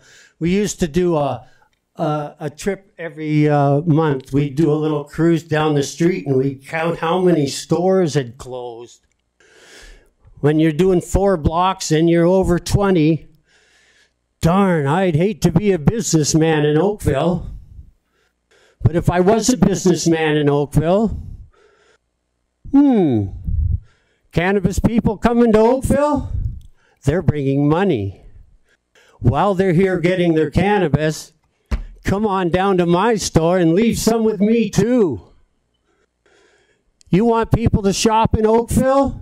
You got a chance right now for something that in the past has been a terrible product. Of course, that's the uneducated version. The educated people know that it does wonders. It works great. It stops cancer and all kinds of things.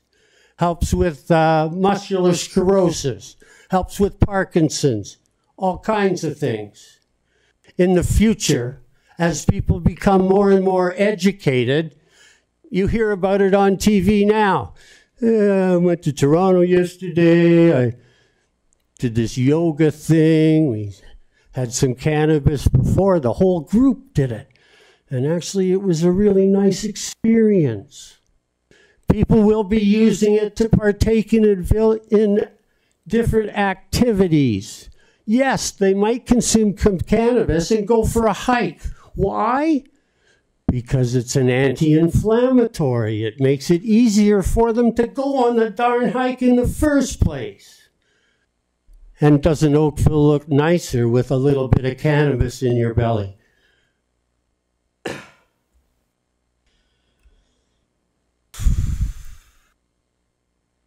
Oakville needs an educated council. They need to opt in. The government tells us 20% of Canadians, actually greater than 20%, consume cannabis.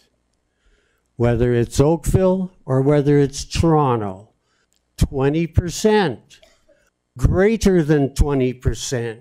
Are you going to make those people go to Hamilton or some further place to get their recreational cannabis when they could be coming to Oakville and leaving some of their money behind for other things as well?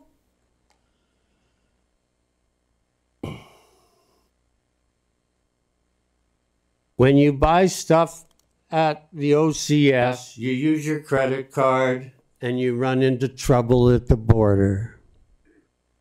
So what happens when you're my age?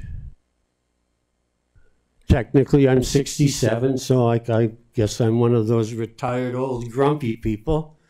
Well, that depends on the strain, I guess, but it's being attached to cannabis can have a serious negative effect on your mobility, regardless of how you're attached to it. People have found themselves at the border and they've had trouble getting across the border because they worked in the cannabis industry or they decided they, excuse me, forgive me a second here. Mr. Jacks? Yes. You've used up your 10 minutes. Can you wrap up now? Yes. I want to take my grandkids to Disneyland. Cannabis is attached to my name. I can't do that. How many other people are going to be in the same position just because they bought through the Ontario Cannabis Store? You're kidding if you think material information isn't shared between the two countries. My sweetie works for customs. They share everything. So you buy at OCS on your credit card. The U.S. has a chance to find out you're attached to cannabis, and the only ones that seem to get away with it are the ones that were in previous police forces at the upper echelon, and now they're board of directors in all the cannabis shops, in all the licensed producers. Anyway, I'd like to thank everybody for taking the time to hear me tonight. I encourage you to opt in. I encourage you to embrace the future. And if you're lucky enough, you'll get to take your grandkids to Disneyland without a hassle. Thank you for your time. If anybody has any questions, I'd be more than happy to answer them. Thank you, Mr. Jacks, for your information. Thank you, sir. Okay. Madam Clerk, the next delegation. Next delegation is Obero Akpomina. Mr. Akpomina, welcome. Council looks forward to your information.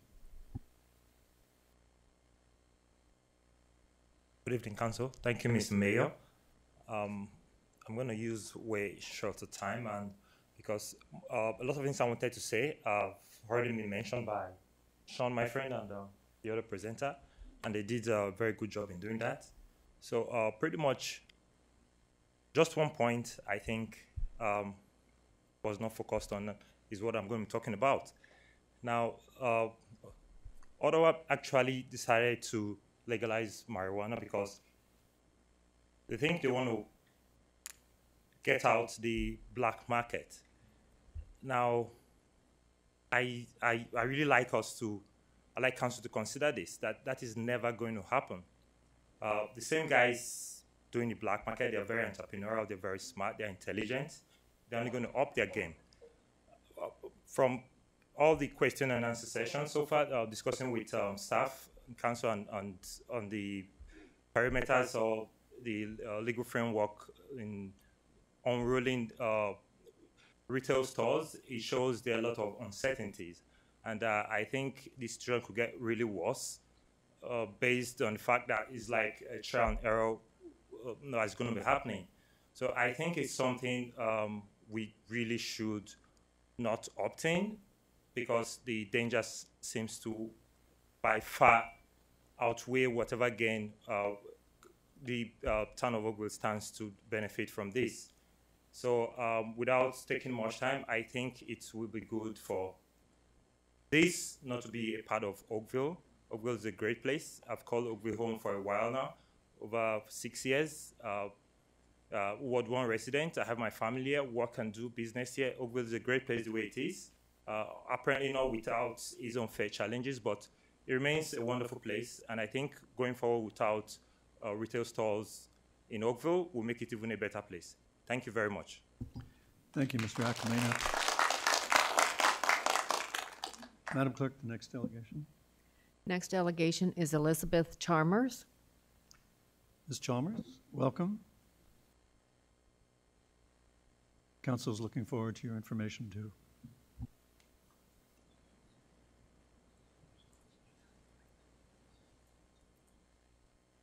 Good evening. I'm Elizabeth Chalmers, and I'm the president of the Joshua Creek Residents Association. Thank you for the opportunity for our board to provide our comments and feedback on the issue of whether or not Oakville should opt in or opt out of retail cannabis stores. We reviewed and discussed the staff report in detail, among other issues, and we believe that at this time there is no compelling reason to opt in. At the same time, we believe that the reasons to opt out are more numerous and more significant. Specifically, municipalities have no control over the locations of the stores. Municipalities have no control over the number of stores that can be licensed in their respective communities. There is no current information to indicate that the provincial funds intended to assist with the implementation costs of recreational cannabis legislation will be sufficient so that property taxes will not need to be diverted or increased. There is no current information as to what, if any, ongoing enforcement costs will be incurred related to recreational cannabis legislation, including the stores. And finally, municipalities can opt in at a later date if they opt out by January 22nd. Furthermore, our board agrees with the Halton Region Police Service's characterization of the 12 months following the licensing of the stores as a period of, quote, social adjustment. It seems prudent that the town use this period to observe and gather research from the experience of municipalities that do opt in, as well as the experiences in other Canadian provinces and U.S. cities. This period could also be used to lobby the provincial government to give more control to municipalities over where and how many retail stores can be located within the town. And finally, opting out of retail stores does not prevent Oakville residents from using cannabis. It can be purchased from the Ontario online store, it can be purchased in another municipality, or it can be done by growing cannabis in your own property as permitted by the Federal Cannabis Act. Our support for the opt-out should not be interpreted, though, as support for permanently banning these stores. Growing and selling cannabis is now a legal and legitimate business, one that pays taxes and creates jobs, as do other retail businesses. As more information on the economic benefits of cannabis and related businesses becomes available and known, the town should factor such considerations into future decision-making on this issue. If you choose the decision to opt out, tonight should not be the last time you consider this. Thank you. Right. Any questions? I don't know if you can hear me or not. Thank you very much for your information. Madam Clerk, the next delegation. The last listed delegation is a member of the Clearview Oakville Community Alliance. COCA. Is the representative from COCA here? Yes. Thank you. Good evening. Our board of director from COCA, who's supposed to delegate tonight, cannot make it due to some last-minute urgent requirement. So I'll just quickly brief it because COCA has already drafted the letter and to our councils. Could you just introduce yourself first for everybody's My benefit? name is Xin Yong. I'm the board of director for COCA, which is a resident association for Clearview residents. So we encourage and support opting out cannabis retail store in Oakville. This is not only just a decision from the board of director from COCA, but also from a survey we initiated to the residents in Clearview. And we have received overwhelmingly significant response, which is 40% across the total number of households. And 98% of the response indicate that the resident in Clearview support to opt out retail store in Oakville. The other major concern is we're not very clear how the distance from school will be measured. We have received conflicting information as such. We do have a retail plaza in our community, which the east side of it is within the 150 meter restriction, but the west end is beyond. So we do not have clear information if that will be a legitimate applicable store. So, and we also have not far away another elementary school closer to the retail plaza, 2 elementary schools on the same Kingsway Drive. So the third part is already has covered by a lot of other delegation, which is Mississauga decide to opt out cannabis. And then the resident from Clearview have seen numerous comments from Mississauga South Facebook comments that the resident in Mississauga is anticipating to purchase cannabis in Oakville. I know. So with them opting out, and we're concerned that we're gonna expecting a large inflow buyers from other cities into Oakville in our community. So the last piece, I'll just quickly recap as the other delegation addressed that there's concern. We are very concerned that there's no control from the town in terms of where the location will be. There's no control that basically for anything in terms of the selection of the location, either it's in closer to the school or it's in a residential area. So with that, we are encourage you to support to opt out cannabis for Oakville. Thank you. Thank you for your information. All right, Council, that's the last of the registered delegations, and I intend to confine the question to table now. Is there, Councillor Knoll? Your Worship, thank you very much. At this point in time, I would like to put a motion on the table that the town of Oakville does opt out of the retail sale of cannabis in the town of Oakville. Thank you, Councillor. Actually, what I'll do to be formal is I will actually move the staff's recommended motion that's contained in the staff report. All right. Which contains the appropriate wording for an opt-out. Okay, so that's a two-part thing. to advise the province that we want to opt out for now and to reconsider in December. And I would like to split that into, under our rules, we can separate it into two pieces. I'd like to split that into two pieces. I've got another hand over here and one over here. Councillor Adams. Thank you very much. I appreciate Councillor Knowles' moving of the motion. I would like to amend the second part of it to read that staff be directed to report back to council after April 1st, 2020 to reconsider opting out once more detailed information on cannabis retail stores becomes available. And that's for a couple of reasons. First of all, it provides a full year of operation of the retail environment. And second, it'll provide a little bit of time between the possible introduction of edibles and drinkables and whatever else is coming later this year for us to fully understand what that might look like. And I'll accept that as a friendly amendment to my motion. Well, I'd like to call a vote on it to stick, play with the rules of Hoyle. We don't really recognize friendly amendments in our procedure bylaw. So right now, what's on the floor is the amendment. Is there discussion of the amendment? Councillor O'Meara. Thank you, Your Worship. I'm actually quite okay with the December 2019. I mean, staff can come back in December and say we're on the cusp of some other things coming out. We would ask for the vote again. I don't think there's anything in December that we have to be rolled out, but we'd actually be going about a year and a half from now then if we were to defer until April of 2020. My own position, which will come out in a little bit here, I think, is that I just think levels of government have come out of the blocks here stumbling, but I don't think it's anything that we can't overcome. And I would like to see it come back by December to give us time if we were to decide to move ahead to apply that. So I would be voting against the amendment. Thank you, Councillor O'Meara. Other discussion? All right. May Can I I put the sorry, Mayor Barton. Can I just ask procedurally a clarification? Yes. Are we voting on the Councillor Adams' suggestion about changing it from December to April, or are we voting on the motion as it was written by the staff? So what's on the floor right now is the amendment to change item 2 in the motion to read April 2020 where it reads December 2019. So thank you for clarifying. I'd like to comment. I think, and I'm going to support Councillor O'Meara on this, December of 2019, we should get a status report. This is a fast-moving issue for the general public.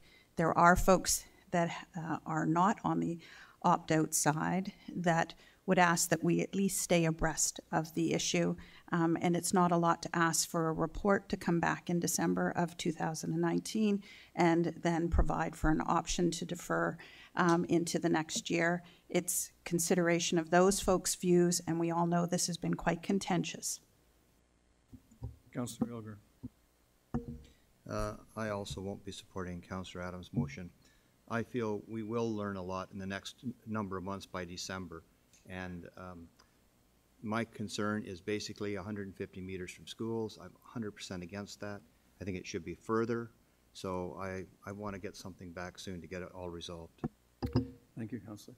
Any other discussion? Councillor Sanju. Just a piece on the December to April. I just want to remind council that legislature does not work as fast as we might think. And in order for us to have a little bit more time to understand exactly what the repercussions are going to be of this legislation, I would support Councillor Adams' comments just so that we have that ability to review it in detail. But could I also make a recommendation just to add on to that, Mr. Mayor? Perhaps we want to ask for a report to come back earlier, but we don't need a recommendation per se until April. You can amend the amendment. Could you provide me with the proper language? You would say, I move to amend Councillor Adams' amendment to call for a report back to council no later than December or whatever date you want. Although actually, I'm not sure that you would then be in friendly territory. An amendment can't frustrate the purpose of an amendment. I see. And all he's really saying is to move the report from December to April.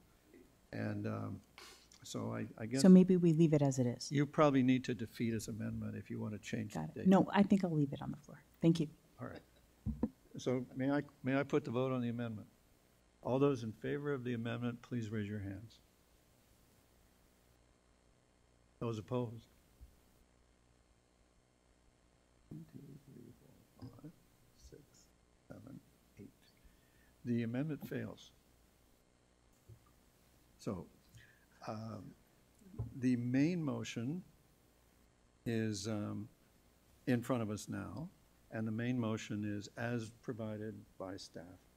Is there discussion? Councillor Lischina. Thank you, Mr. Mayor. I would like to speak to the motion, and based on my research and consultation with residents, I would like to present the following for consideration for my council colleagues. First, I want to be clear. I'm well aware that marijuana is now legal in Canada and in Ontario for adults who choose to use recreational marijuana. The OCS online option already exists. Council's making an important decision tonight with very important ramifications. I will be supporting the opt-out option, and I do hope that my council colleagues do as well. I applaud the Ontario government for providing this important option to municipalities. There are many reasons, including those already stated tonight, for my decision. However, given my healthcare background, I would also like to specifically speak to a number of points that the healthcare community is concerned about. I would like to thank the physicians who live in my ward who provided me with supportive feedback. In the October 2018 issue of the Canadian Medical Association Journal, Dr. Diane Kelsall, interim editor-in-chief, noted the following. The Government of Canada in October launched, and I quote, a national uncontrolled experiment in which the profits of cannabis producers and tax revenues are squarely pitched against the health of Canadians. She notes, given the known and unknown health hazards of cannabis, any increase in use of recreational cannabis after legalization, whether by adults or youth, should be viewed as a failure of this legislation. It would be naive to think that marijuana companies are not interested in growing their bottom line or using use reduction as their goal. Dr. Kelsall states that these companies may initially focus on attracting consumers from the black market, which is often a talking point of marijuana advocates. But eventually, to maintain or increase profits, new markets will be developed. Health Canada on their website notes the following, and I quote, contrary to popular belief, people can become addicted to cannabis. Continued frequent and heavy cannabis use can cause physical dependency and addiction, which can cause serious harm to your health, social life, schoolwork, work, and financial future. Addiction can develop at any age, but youth are especially vulnerable because their brains are still developing. Health Canada presents the following statistics. 1 in 3 users will develop a problem with their marijuana use. 9% will develop an addiction. And here's a staggering statistic. 17% of people who start using marijuana in their teens will become addicted. It's no wonder that in the last while, news reports of big tobacco investing heavily in marijuana companies have come to light. Tobacco companies have cornered the market on addiction, and they use every psychological and physiological trick in the book to appeal to youth. Recall the 1950s Marlboro Man, or Marlboro Cowboy, originally introduced by the Philip Morris Company. And yes, the same company today called Altria, which is one of those betting big on marijuana. I have no confidence, given the abysmal track record of big tobacco protecting youth from nicotine, that all of a sudden they will be conscientious of protecting youth from harmful, mind-altering chemical substance called THC. All of those who think the weed of the 60s and 70s is the same as today's marijuana THC levels are mistaken. Just because a substance is legalized does not equate it to being safe. Our society's increasing acceptance of marijuana for recreational use is based on many falsehoods. Even most of the medical claims have no basis for them. Marijuana retail stores in our town will normalize and destigmatize a dangerous product that has significant health impacts on our youth, including a strong link to psychosis and schizophrenia. The medical community is increasingly seeing adolescent patients with mental health issues that, when compounded with marijuana use, lead to poor outcomes. Other health impacts include disrupted learning and memory loss, leading to low academic achievement, impaired coordination, and shortened attention span. Scientists in Western Australia found that using marijuana can alter a person's DNA structure, causing mutations which can manifest later as serious illness to be passed to their children and future generations. Some proponents say, well, we have liquor stores and stores selling cigarettes. And I say we need not look much further to see how well alcohol and cigarettes have been kept out of the hands of youth despite the age restrictions put on governments. In our town, our neighborhoods are built around schools and community centers. Our council's inability to say where the retail stores can be placed or how many retail stores would be allowed within our town boundaries, our children will inevitably be walking close proximity to these establishments and forming opinions that marijuana is safe because there's a legitimate outlet right in front of them. It's bad enough that some of those children will be modeling their parents who use marijuana in their homes. What we've learned from the Colorado legalization is that pot stores over time are not selling green leafy weed to smoke, but rather edibles such as THC-infused gummy bears, candies, chocolates, popsicles, and drinks that entice children. This is a blatant attempt of targeting youth for dependence and addiction. Another argument I've heard from marijuana advocates is that when legalization occurred in Colorado, adolescent marijuana use went down. A recent high-quality research paper in the Journal of the American Medical Association, JAMA Pediatrics, did not support this argument. And in Washington state, marijuana past month use among 8th and 10th graders, that's 13 and 15-year-olds, actually increased.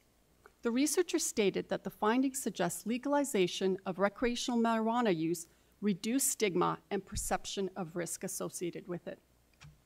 I'm well aware that there's underage marijuana use in our town, but looking at studies like these, one has to worry about teens who are not previous users thinking it's okay to smoke weed or down the road ingest food products laced with THC. It's not okay. It's dangerous for their health. Yes, the legalization train has left the station. However, I would hope that no parent is interested in shifting social norms so that more youth and teens believe that it's okay to use marijuana. For the past 3 years, Oakville has been ranked as one of the best places to raise kids in Ontario, and we should be proud of that. My consultations with residents has yielded overwhelming support for opting out. Our residents get it. I urge my council colleagues to vote opt out.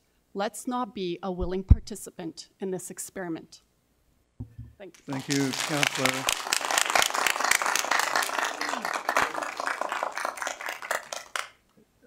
Thank you, Councillor, for sticking so close to our speaking limit. Councillor Grant. Thank you. Again, back when this was first announced, I personally had no issue with the idea of opting in. Basically, it was the law of the land, and so we would open stores much like everybody else. But as I am a representative of my communities, as I talk to more and more people in my community, I've discovered that this is not something that the people of Oakville want. And as I saw I think ham-fisted was a phrase used earlier this evening, way that the government's been trying to roll this out. I believe that by at this point opting out, we can learn a lot from watching the pitfalls of other municipalities.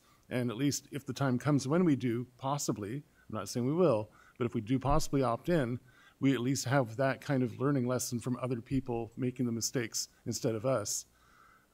One of the main concerns I've heard from the very few people who said that they want to opt in is the idea of black market control. I would say that the black market will operate no matter what. The black market always finds a way to provide a cheaper product from loose cigarettes to other restricted products, no matter what happens. So I don't think that we're defending ourselves in any way from the black market by opting in. I believe that we will always have that issue in the background, which is why I asked earlier about whether the police will still be making sure that the drug sales are controlled. So at this point, listening to the people in my community, listening to the people I represent, I will be going for opting out. Thank you. Thank you, Councillor Grant. Councillor Elder? I'll be much shorter. My concern right now is our lack of control if we do opt in.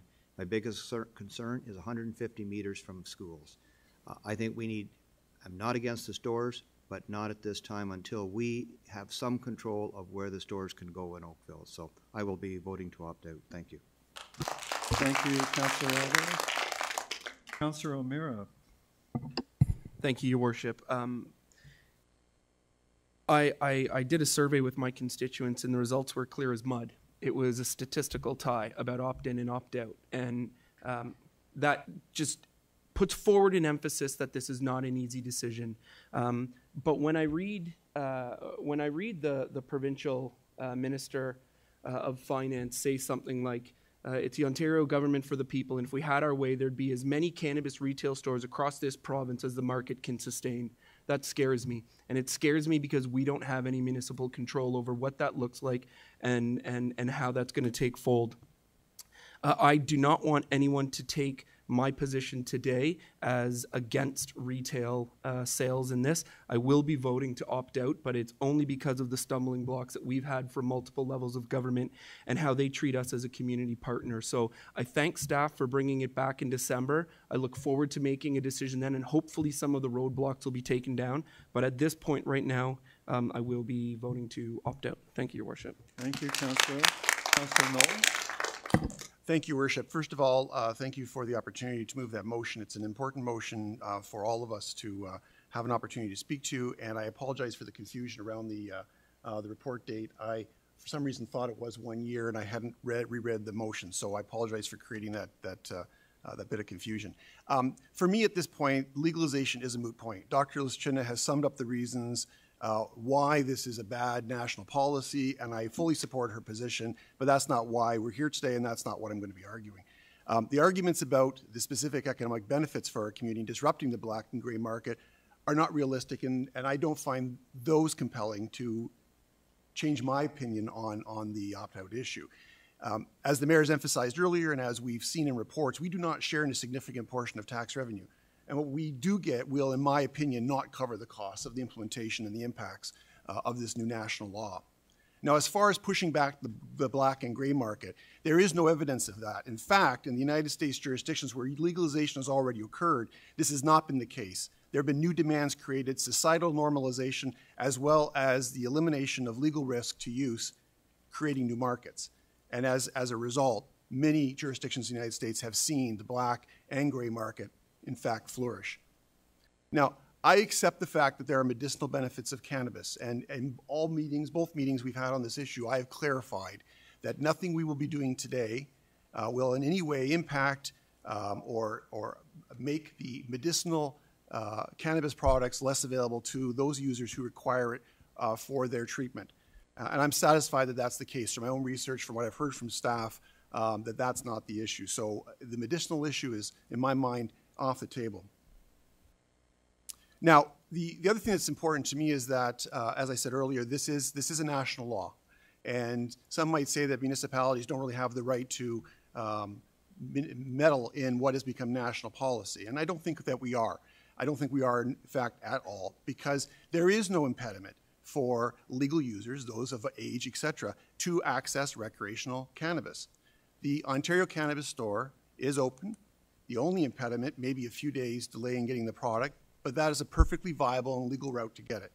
So I see, as the representative of Joshua Creek Residents Association said earlier, in my opinion, the benefits of opting out far outweigh the benefits of opting in.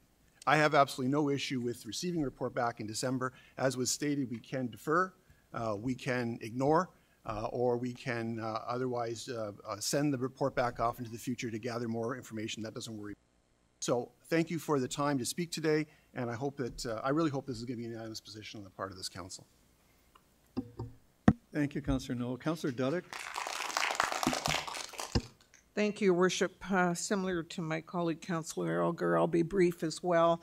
Many of the points that I was going to raise have already been raised. I had seriously thought, and one of the reasons I had withheld my support of opting out until this point was the fact that I kept hoping that possibly the province would come forward with some additional tools for which to address some of the concerns they're hearing across the province, whether it's Mississauga or others.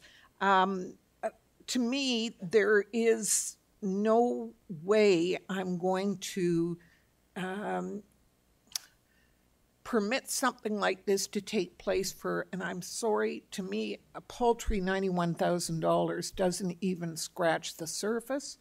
And as the police said in their report or their recommendations, the issue of costing is more complicated and one that we have opted to take a wait-see approach to. And as there are many variables at play, and I, for one, would like to have the wait-see approach. We can certainly opt in at a later date, but if we opt in now, we cannot opt out. Thank you, Councillor Dudek. Councillor Sandu? Thank you, Your Worship. Echoing all of my colleagues' comments thus far, I really have 2 points. One is we all recently, or maybe not all of us, most of us ran an election about 4 months ago. And in that time, we had time to knock on every door in the ward, if not more. In that time, I found that an overwhelming majority of Ward 7 felt that opt-out was the best route. That is me speaking as the voice for the community, and I feel like that's my role here. Two, I have to speak about this from a legal perspective. In my mind, with my legal experience and looking at this purely objectively in a black and white view with some gray mixed in, to me, I don't feel that we have, from a federal or provincial perspective, enough information, enough legislation, enough enforcement provided to us as a municipality for me to make a sound judgment for opt-in. Once I have more clarity on how we would be able to enforce, specifically around the school areas, as Councillor Elgar had mentioned, and other concerns that I would have specific to Ward 7, I cannot opt in. Thank you. Thank you, Councillor Sandu. Councillor Parma? Thank you, Your Worship. I am also of the position to opt out. I want to thank Councillor Ms. Chenna for her comments, because I think it's really important to consider the health effects, and often enough people miss out on understanding all of those important statistics. Like Councillor Sandu just alluded to, many of us, for me as a new councillor, this has been a topic since day one, and I mean day one of campaigning. The residents are well aware that this topic was coming to council, so I think it is our responsibility to represent our community's voice in speaking to residents, and I see a lot of our residents, and especially residents from Ward 7 here today. I got the strong opinion that a lot of our residents want us to opt out. I also had the opportunity to survey the residents in Ward 7, and there was an overwhelming response. 1,955 people across Oakville participated in a survey, and close to 90% want council to opt out. I think it's very concerning that the lack of authority council municipalities have over zoning and locations, especially when it comes to the 150-meter distance from schools. So for that reason, I am agreeing with my council colleagues thus far. Thank you. Thank you, Councillor Palmer. Councillor Adams? Thank you very much. I'm going to vote to opt out, and I'd ask if we could have a recorded vote on this matter, please. It seems like a really long time ago when I brought forward my concerns around a cannabis shop being proposed in my community, not far from a number of schools in the neighborhood. That was of great concern to a great number of people. And here we are some time later, where the discussion is not about it being quite several hundred meters away. We're now talking about 150 meters away, a distance that I think many people are very uncomfortable with, myself included. And there's a lack of control being provided to municipalities around location of stores that I think is problematic for a whole host of issues. The issue around normalization of cannabis and being exposed to the sale of it, I think, is an issue for many school providers. And we've seen a number of school boards have actually come forward noting their concern over the 150-meter distance. And we've also had medical officers of health who have mentioned concern over this distance as well. So it's a real issue for a great number of people, and it's a concern for our community. Back when we started the discussion, we were having discussions about a publicly managed sales process, and we are now into a private sales process. And that's another issue of concern for myself. I would have greater levels of trust in a system that was being run through an LCBO-like process rather than through private sales. And that's unlikely to change, and that's, I think, is an unfortunate case for our community. So given all of these things, I have great concerns about it, and I will vote to opt out. There's been some discussion about the finances of this issue as well, and the finances seem to be being used as a bit of a bribe for communities to opt in. But I'll say that whether you opt in or whether you opt out, you will continue to have those costs, and I would ask that the province consider providing funding for communities, whether they've opted in or opted out, because those issues around policing and licensing or managing stores in communities are going to be there no matter what. And the health impacts and the need to educate the public about the use are still there, whether you've opted in or opted out, whether you have a storefront or not. So there's another issue there around what happens over the next year in discussions with the province. So I'll leave it at that. Thank you very much, Mr. Mayor. Thank you, Councillor Adams. Councillor Chisholm? Thank you, Your Worship. At this point in time, I am voting to opt out at this time. Agreed, the municipality has been rushed into making a decision without any control or planning. The possibility of taking a wait-and-see approach based on how retail stores affect other municipalities over the next 6 months would be very benefit to us. I always believe in our council is always doing the right thing, and we want to do the right thing, and we want to do our due diligence. And I don't think at this point in time we can do that, making the proper decision, knowing what has been coming down from the province. My comment briefly is, Councillor Adams, was about with respect to the LCBO. I was comfortable with the LCBO. The infrastructure was in place. They had the buildings and so forth. Once it moved into the private and into the AGO, I have a lot of concerns. And what is coming down, and it was mentioned from one of the delegations about prescriptive. I don't think there is enough prescription from the province with respect to how we benefit on this end. At the end of the day, the benefits, I don't see the benefits for our municipality with respect to the province. With that, I'm voting out. Thank you. Thank you, Councillor Chisholm. Councillor Robertson? Maybe that should leave it off. I know that everybody has been waiting for this one. When I have listened to everyone here and your arguments, I respect them. I do. I also respect the people that have emailed and spoken tonight and let us know that they want us to opt in. And I knew coming into this, I was coming into a council that was already opting out. I also campaigned to opt in. And I feel strongly that those voices of the people that want a retail store need to be upheld. I don't use, I never have, never will. It doesn't appeal to me. But that said, I think we need to be a progressive community where people are respected and can make their own choice. We can educate, we can get the message out. I understand the health concerns, but I also understand the medical concerns and the medical benefits of it.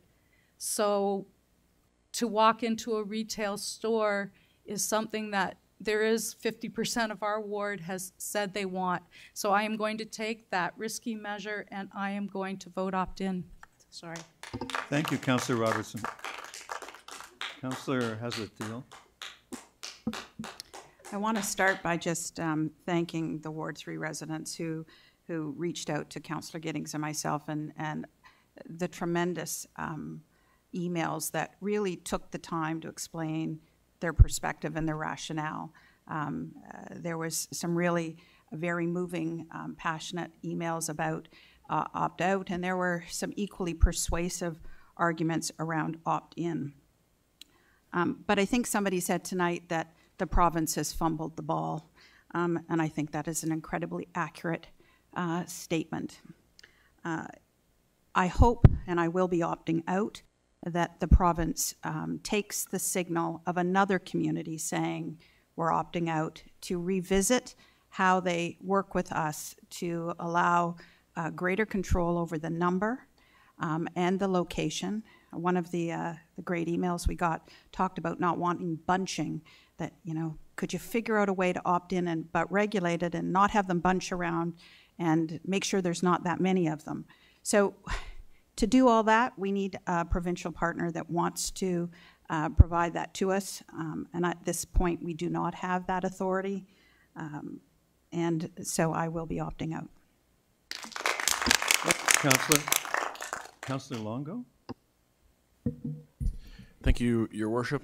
I'd also like to thank all the discussions and the delegates tonight, as well as my council colleagues. I think the lack of municipal control, the health effects, known or unknown, with respect to access that children have to 150 meters from a school is not far, and the overwhelming input that I've had from the constituents in Ward 4 by email, by knocking at the doors and speaking to people, it's very clear that I'll be opting out. And what I don't want to see is that Oakville become a guinea pig to see where this all transpires. I'd like to see a wait and see, and at this point, opting out. Thank you.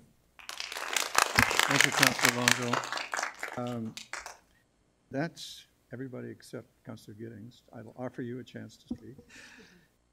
Like all of my council colleagues, we've discussed and met and had phone calls and emails, and a lot of people have talked to us and want us to opt out, and a lot of people equally passionate would like us to opt in, as Councillor Thiel said, as long as they don't have too many stores and they aren't near schools, and we can regulate the hours and a number of other things. And they were rather surprised when we met and talked with them and said that we don't have any of those controls afforded to us.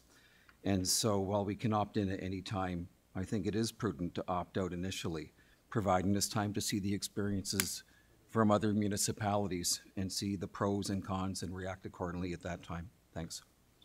Thank you, Councillor Giddings. I guess I'll sum up my position this way. I think the black market argument has been a boogeyman argument. I'm not aware of a jurisdiction in the world that's legalized marijuana that eradicated its black market. And for that argument to succeed with me, evidence is going to have to be adduced. I can tell you that a few minutes ago, maybe an hour ago, the City of Hamilton Council voted in after deadlocking on voting on opting out, and the debate at Burlington Council is ongoing at this moment, but I believe they will opt in. For me, the big issues are notice, which didn't get mentioned tonight. The town gets no better notice than the public gets, and that's 15 days of notice posted on the storefront that's intended to be used. And that means that we're going to have to run around. If we want to know, we're going to have to run around like crazy. And that's just not the way Ontario is supposed to work. The second issue for me is the school distance. The third issue for me is, third and fourth issues for me are zoning and licensing. We have, over the time that we've existed as a municipality, we have gotten a record for responsible use of our zoning power and our licensing power. And frankly, I resent having had that taken away from us as if we couldn't be trusted to do a good job with it. So those are my four big issues. Now, I will say that I also would like to see an orderly market, and I don't believe that we've seen anything that resembles orderly yet in this rollout cannabis retail. The result of all those things is that I'm strongly of a belief that we not only have to adopt the position the majority have expressed. I'm going to support the wait and watch position, and that's because I believe very strongly that Oakville is not a community to be experimented on. And as one of my business mentors taught me, what this adds up to is this is a bad deal. We don't like the deal. Even the people I speak to who want to be in want conditions that we're not allowed to impose. So that means it is a bad deal. And as Ted Rogers taught me, no deal can get better until you say no. So this is Oakville saying no, the deal's not good enough. And if you're in favor of the, to register your vote according to the recorded vote request of Councillor Adams, please rise to be named by the clerk, or to be named. So voting in favor, voting to opt out are Councillor Sanju, Councillor Palmer, Councillor Lischenna, Councillor Adams, Councillor Grant, Councillor Knoll, Councillor Longo, Councillor Elgar, Councillor Hazlett-Deal, Councillor Giddings, Councillor Chisholm, Councillor Duddick, and Councillor O'Meara and Mayor Burton. To be recorded against, please rise to be named. Voting against is Councillor Robertson. Thank you, Councillor. Thank you to the members of the public for turning out, and thank you for participating in our democracy. I think it actually speaks to the strength of our town. I'm going to, I have a suspicion that most of you are not here for the rest of the agenda, and so to keep there from being any disruption as you leave, I'm going to call a quick recess. There are those of us who may need a bio break, and I wish everybody Godspeed on their way home.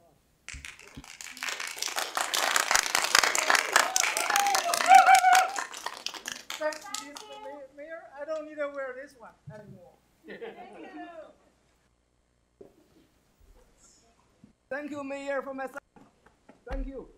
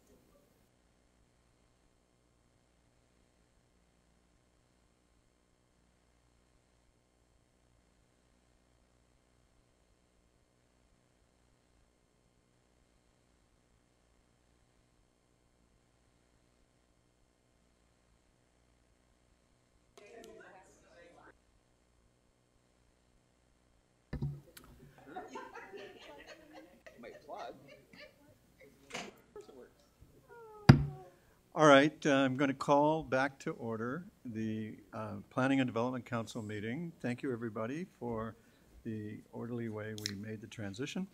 The next item before us is item number 6, the information report on Bill 66. And if you give your attention to Diane Childs, she can summarize for the public the matter before us. Thank you, Your Worship.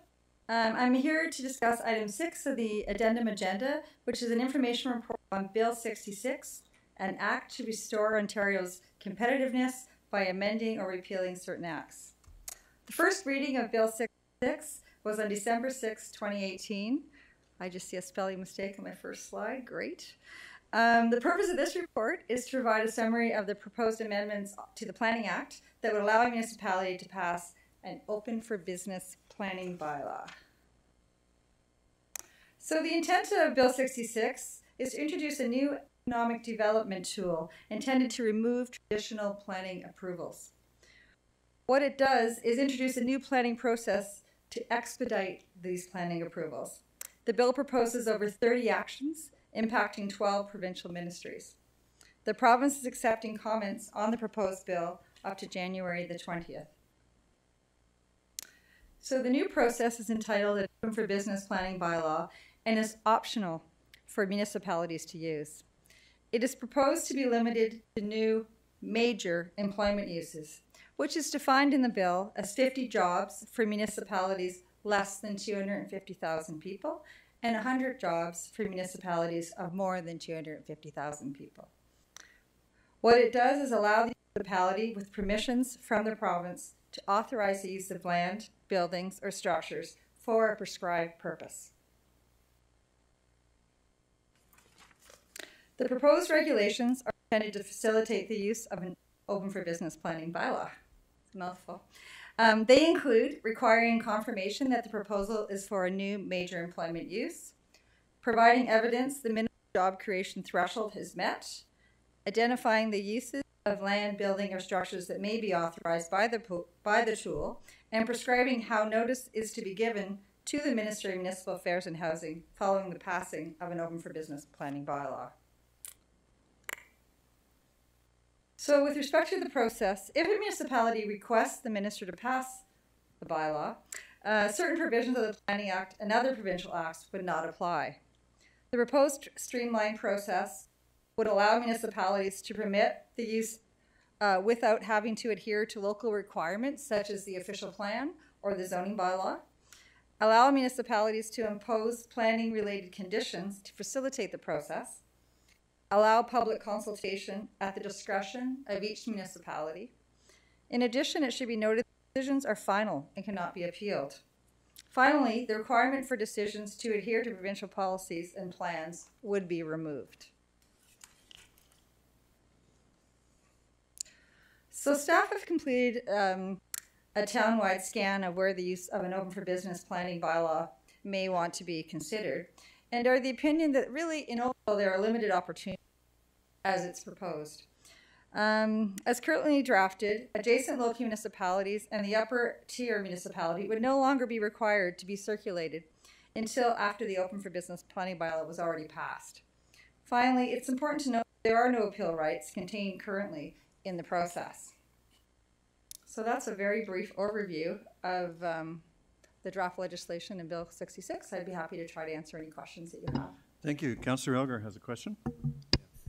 Ms. Childs, thank you very much for the presentation. I wonder if you'd be able to go to page 64 and the bottom and read out the exemptions from complying the different acts, and then I don't think we need to discuss it anymore. It's unfortunate. I don't think that people are aware of just the implications this Bill 66 could have on us. So Sure. if you could read that out, and then I think, I do believe our mayor has got a motion that he's spent a lot of time preparing. Thank you. Okay, specifically, open for business planning bylaws need not comply with the provincial policy statement, growth plan for the Greater Golden Horseshoe, Greenbelt plan, or official plans. In addition, OFBPLs would be exempt from complying with existing legislation, including the Planning Act, the Clean Water Act, Great Lakes Protection Act, Greenbelt Protection Act, Lake Simcoe Protection Act, the Metrolinx Act, Oak Ridges Marine Conservation Act, Ontario Planning and Development Act, Places to Grow Act, and Resources Recovery and Circular Economy Act. I'd like to just thank staff for a succinct description of what this act does, and in fact, and what it doesn't do. Thank you. Thank you, Councillor Unger. Are there other questions? All right, Council, I would like to pass the chair to the acting mayor so that I can move the receipt and a supplemental bit, a resolution on the subject. Councillor Adams, you have the chair. I recognize you to do so. Thank you. So it's my pleasure to move the staff recommendation that the report be received. And I provided you a text earlier today of my motion, and I'm going to read it, and I'd ask you to follow along because I don't have the ability to project it for you. And I'm making a few small typo-type changes as I go, and if you're reading along, you'll see and can make a note. It doesn't change the meaning, but it cleans up a couple of typos. This resolution is called Keeping Oakville Open for Business Does Not Require Jeopardizing the Greenbelt and Other Environmental Protections. Whereas the Government of Ontario has introduced Bill 66, an act to restore Ontario's competitiveness by amending or repealing certain acts, and whereas Schedule 10 of the proposed legislation would amend the Planning Act to allow municipalities to pass, quote, open for business planning bylaws, unquote. And whereas the bill would allow such bylaws to override important planning, water, agriculture, and environmental protections contained in the Clean Water Act 2006 and the Greenbelt Act 2005, the Places to Grow Act 2005, and other provincial legislation. And whereas Schedule 5 of the proposed legislation would abolish the Toxics Reduction Act of 2009, and whereas the concept of this bill was never discussed during the recent provincial election, and whereas no notice or public hearing is required prior to the passing of such a bylaw, nor are there any appeal rights thereafter, and whereas the Greenbelt is an integral component of land use planning that complements the growth plan to encourage smart planning, the reduction of sprawl, protection of natural and hydrological features and agricultural lands, and whereas the Greenbelt has protected 1.8 million acres of farmland, local food supplies, the headwaters of our rivers, and important forests and wildlife habitat for over 12 years, and whereas a permanent Greenbelt is an important part of the planning for sustainable communities, and whereas there is a tremendous amount of land, including employment lands, already planned and available in excess of the development needs of the GTA, which has undergone environmental and infrastructure assessments without the need to weaken the protections provided by the Greenbelt or to effectively remove land from it, and whereas protections like those included in the Clean Water Act are critical to the health of Oakville residents, therefore be it resolved that Schedule 10 in Bill 66 does not represent how the town of Oakville and its residents want to do business, that the town of Oakville opposes provisions in Schedule 10 of Bill 66 that amend, repeal, or override the Clean Water Act 2006 and the Greenbelt Act 2005, or calls for their removal from the bill, and that the town of Oakville opposes provisions in Schedule 5 of Bill 66 that abolish the Toxics Reduction Act of 2009, and that notwithstanding the future adoption of Bill 66, the town of Oakville will not exercise the powers granted to it in Schedule 10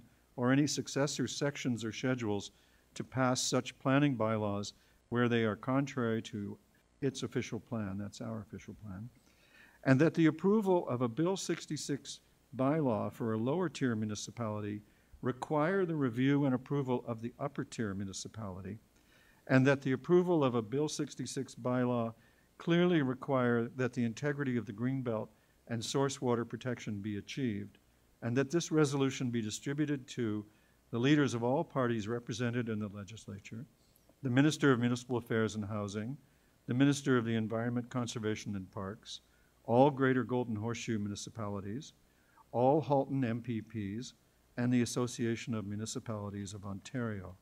I'll also be distributing this as a template resolution for all of the communities who have representation in the municipal leaders for the Greenbelt.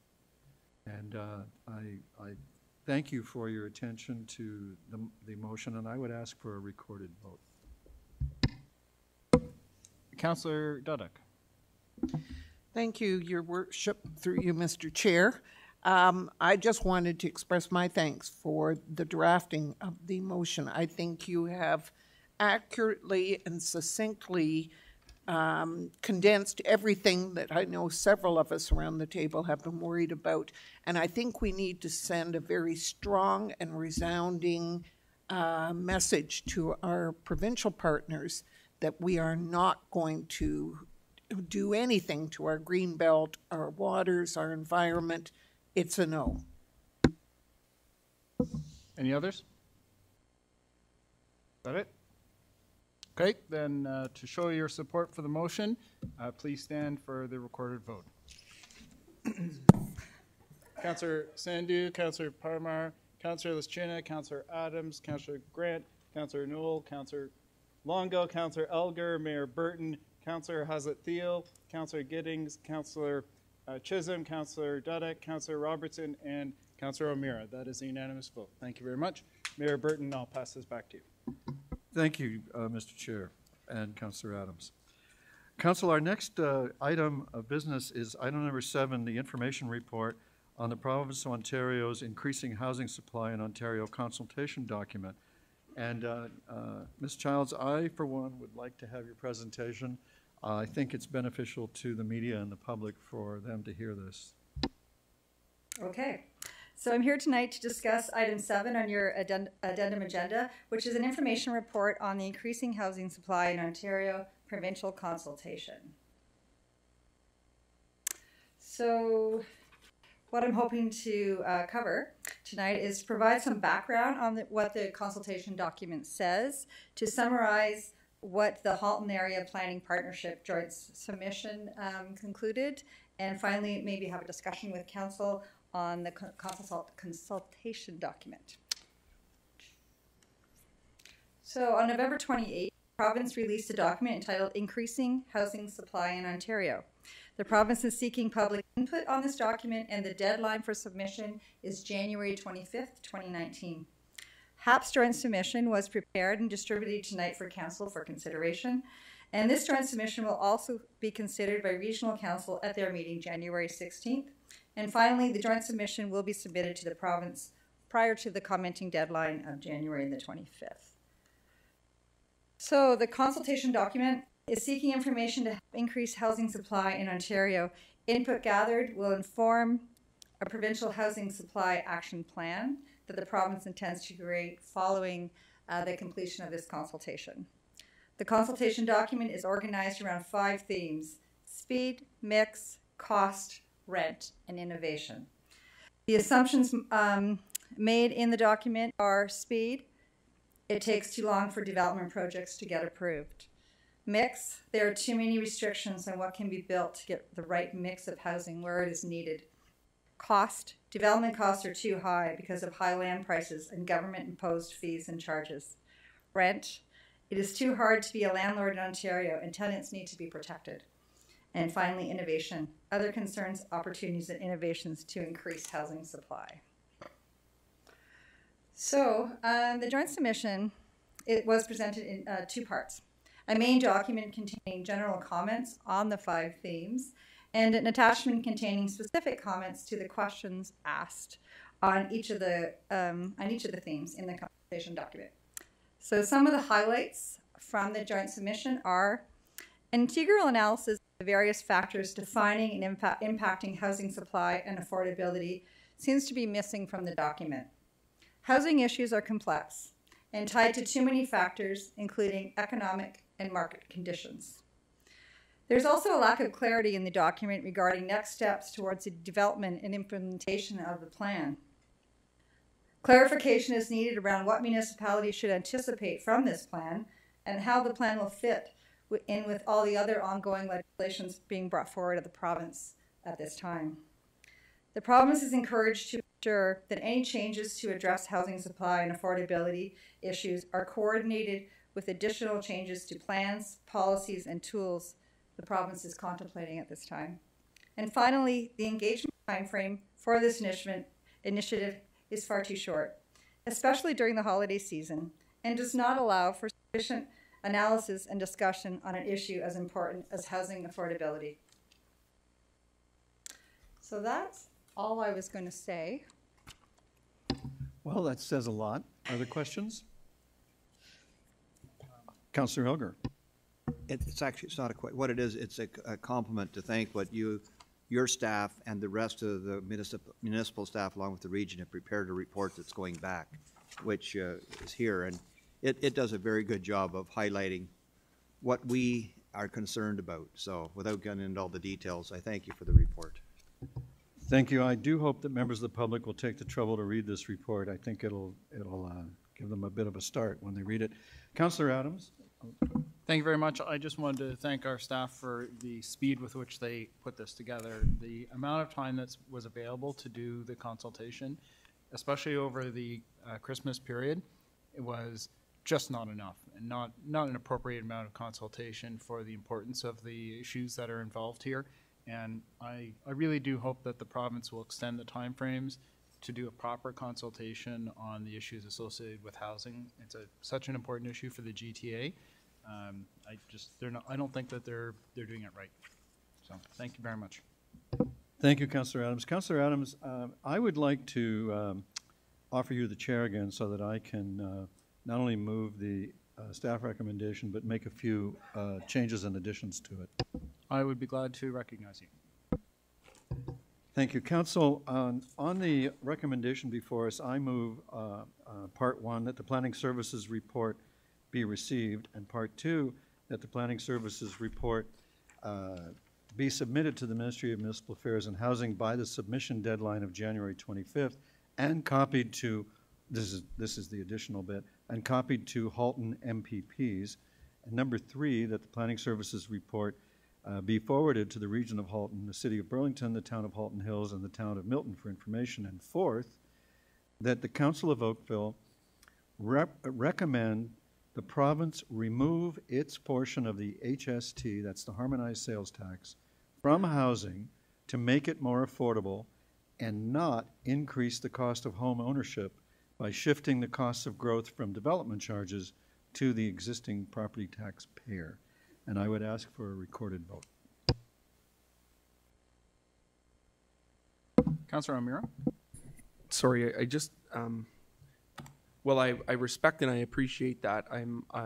I would be more in favor of the province going back and figuring out a way rather than us telling it, no, this is the way that you have to do it. You have to remove the HST. You don't have to do something else. I agree with the mayor on all of this and on the thing before. I don't know if we've got our finger on the exact cause right now, and that's the prescription that we need to give. I would prefer the province to go back and find out ways that it can itself bring it down, and if that happens to be one of them, fair enough. But I'm a little uncomfortable with just adding no, the HST is it, and go and do that right now. So that was my 2 cents on there. Any others? Councillor, how's that feel? Would you be comfortable if you changed the words remove to consider the HST? Oh, am I allowed to ask that? You're, are you asking? Who are you asking that of? Are you trying? Are you polling the mayor? Are you polling Councillor O'Meara? I'm not really quite sure where you're going with this, Councillor Haslett. I was polling Councillor O'Meara that if he's suggesting that remove is to directive, that could the wording, would people consider the wording consider the HST? Okay. Thank you for your comments. Mayor Burton, could you help me out, please, do you have this written down in a drafted form? So what I read was that the Council of Oakville recommend that the province remove its portion of the harmonized sales tax from housing to make it more affordable and not increase the cost of home ownership by shifting the cost of growth from development charges to the existing property taxpayer. So I recognize what you're reading. I think some members of our council would appreciate having it in writing. Could you draft it and provide it to me, please? They'll never read that. It's good handwriting. Is that what you're claiming, or? I understand what it says. If it's for my sake, I don't need to see it. I understand what it is. I just have a problem with the recommend. So Okay. That's okay. Don't worry about me. Mayor Burton, did you ask for a recorded vote, or are you asking for just a simple vote? I did, thank you. Then I need to have a little bit of help from you with respect to how you were defining it. So I heard you move item part 1, part 2, with an addition that it be copied to Halton MPPs, and then a new, the existing part 3, and then a new part 4, the part about the HST. Yes. Then I will. Councillor Amir, are you asking for item 4 to be? Yeah, could I separate item number 4? So I too will support the first 3, but I'm not sure about part 4. I don't think that there's been enough public discussion about why HST and not something else. And so I will ask for a recorded vote for parts 1 through 3.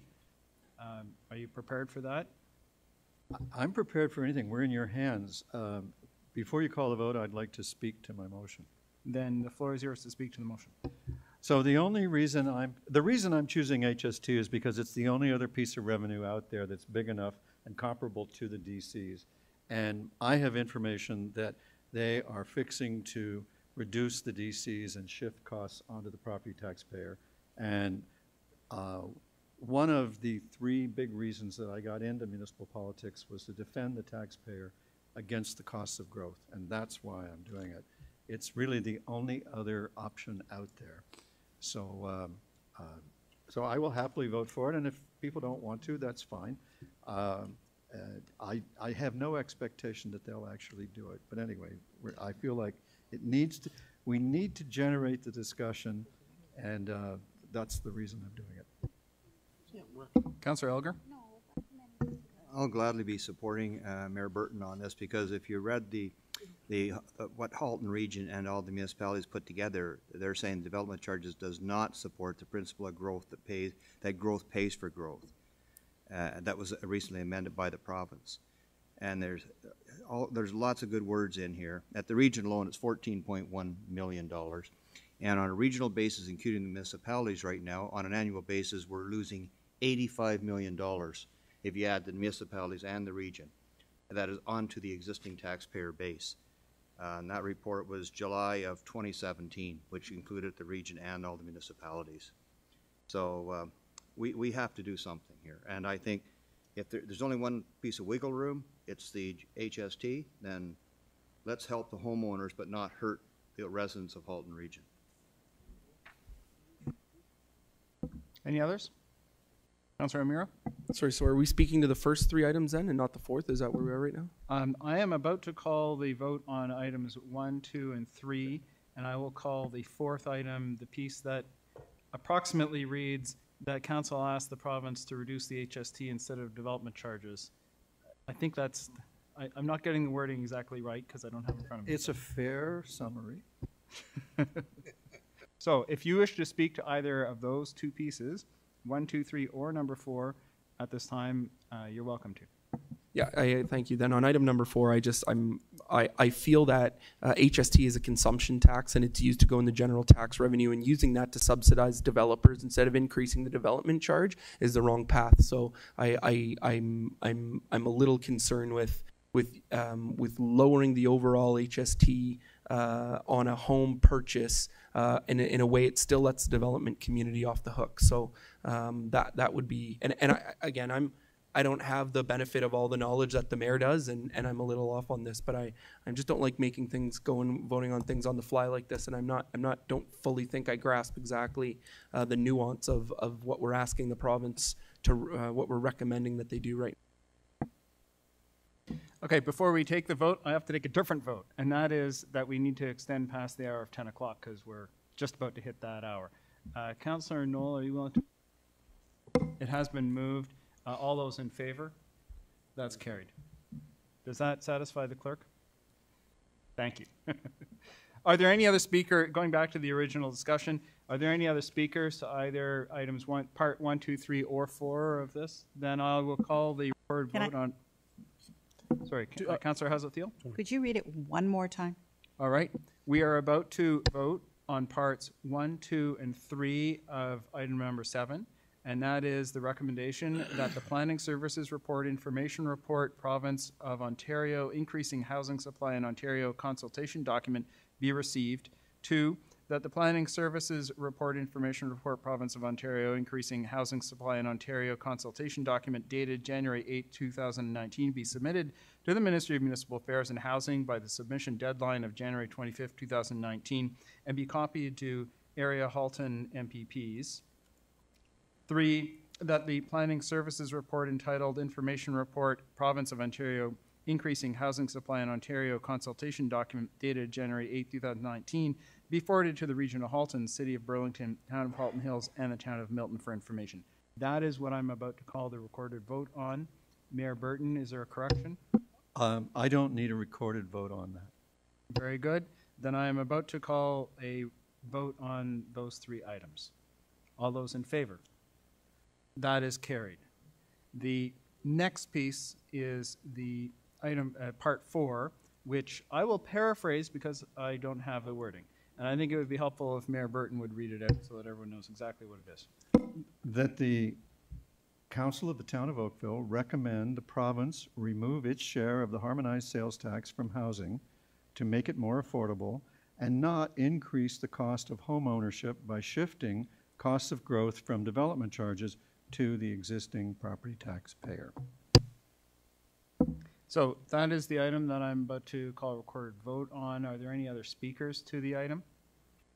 I'll just say that I certainly support the issue of ensuring that growth pays for growth. And as Councillor O'Meara has said, there's another piece of it, which is provincial funding.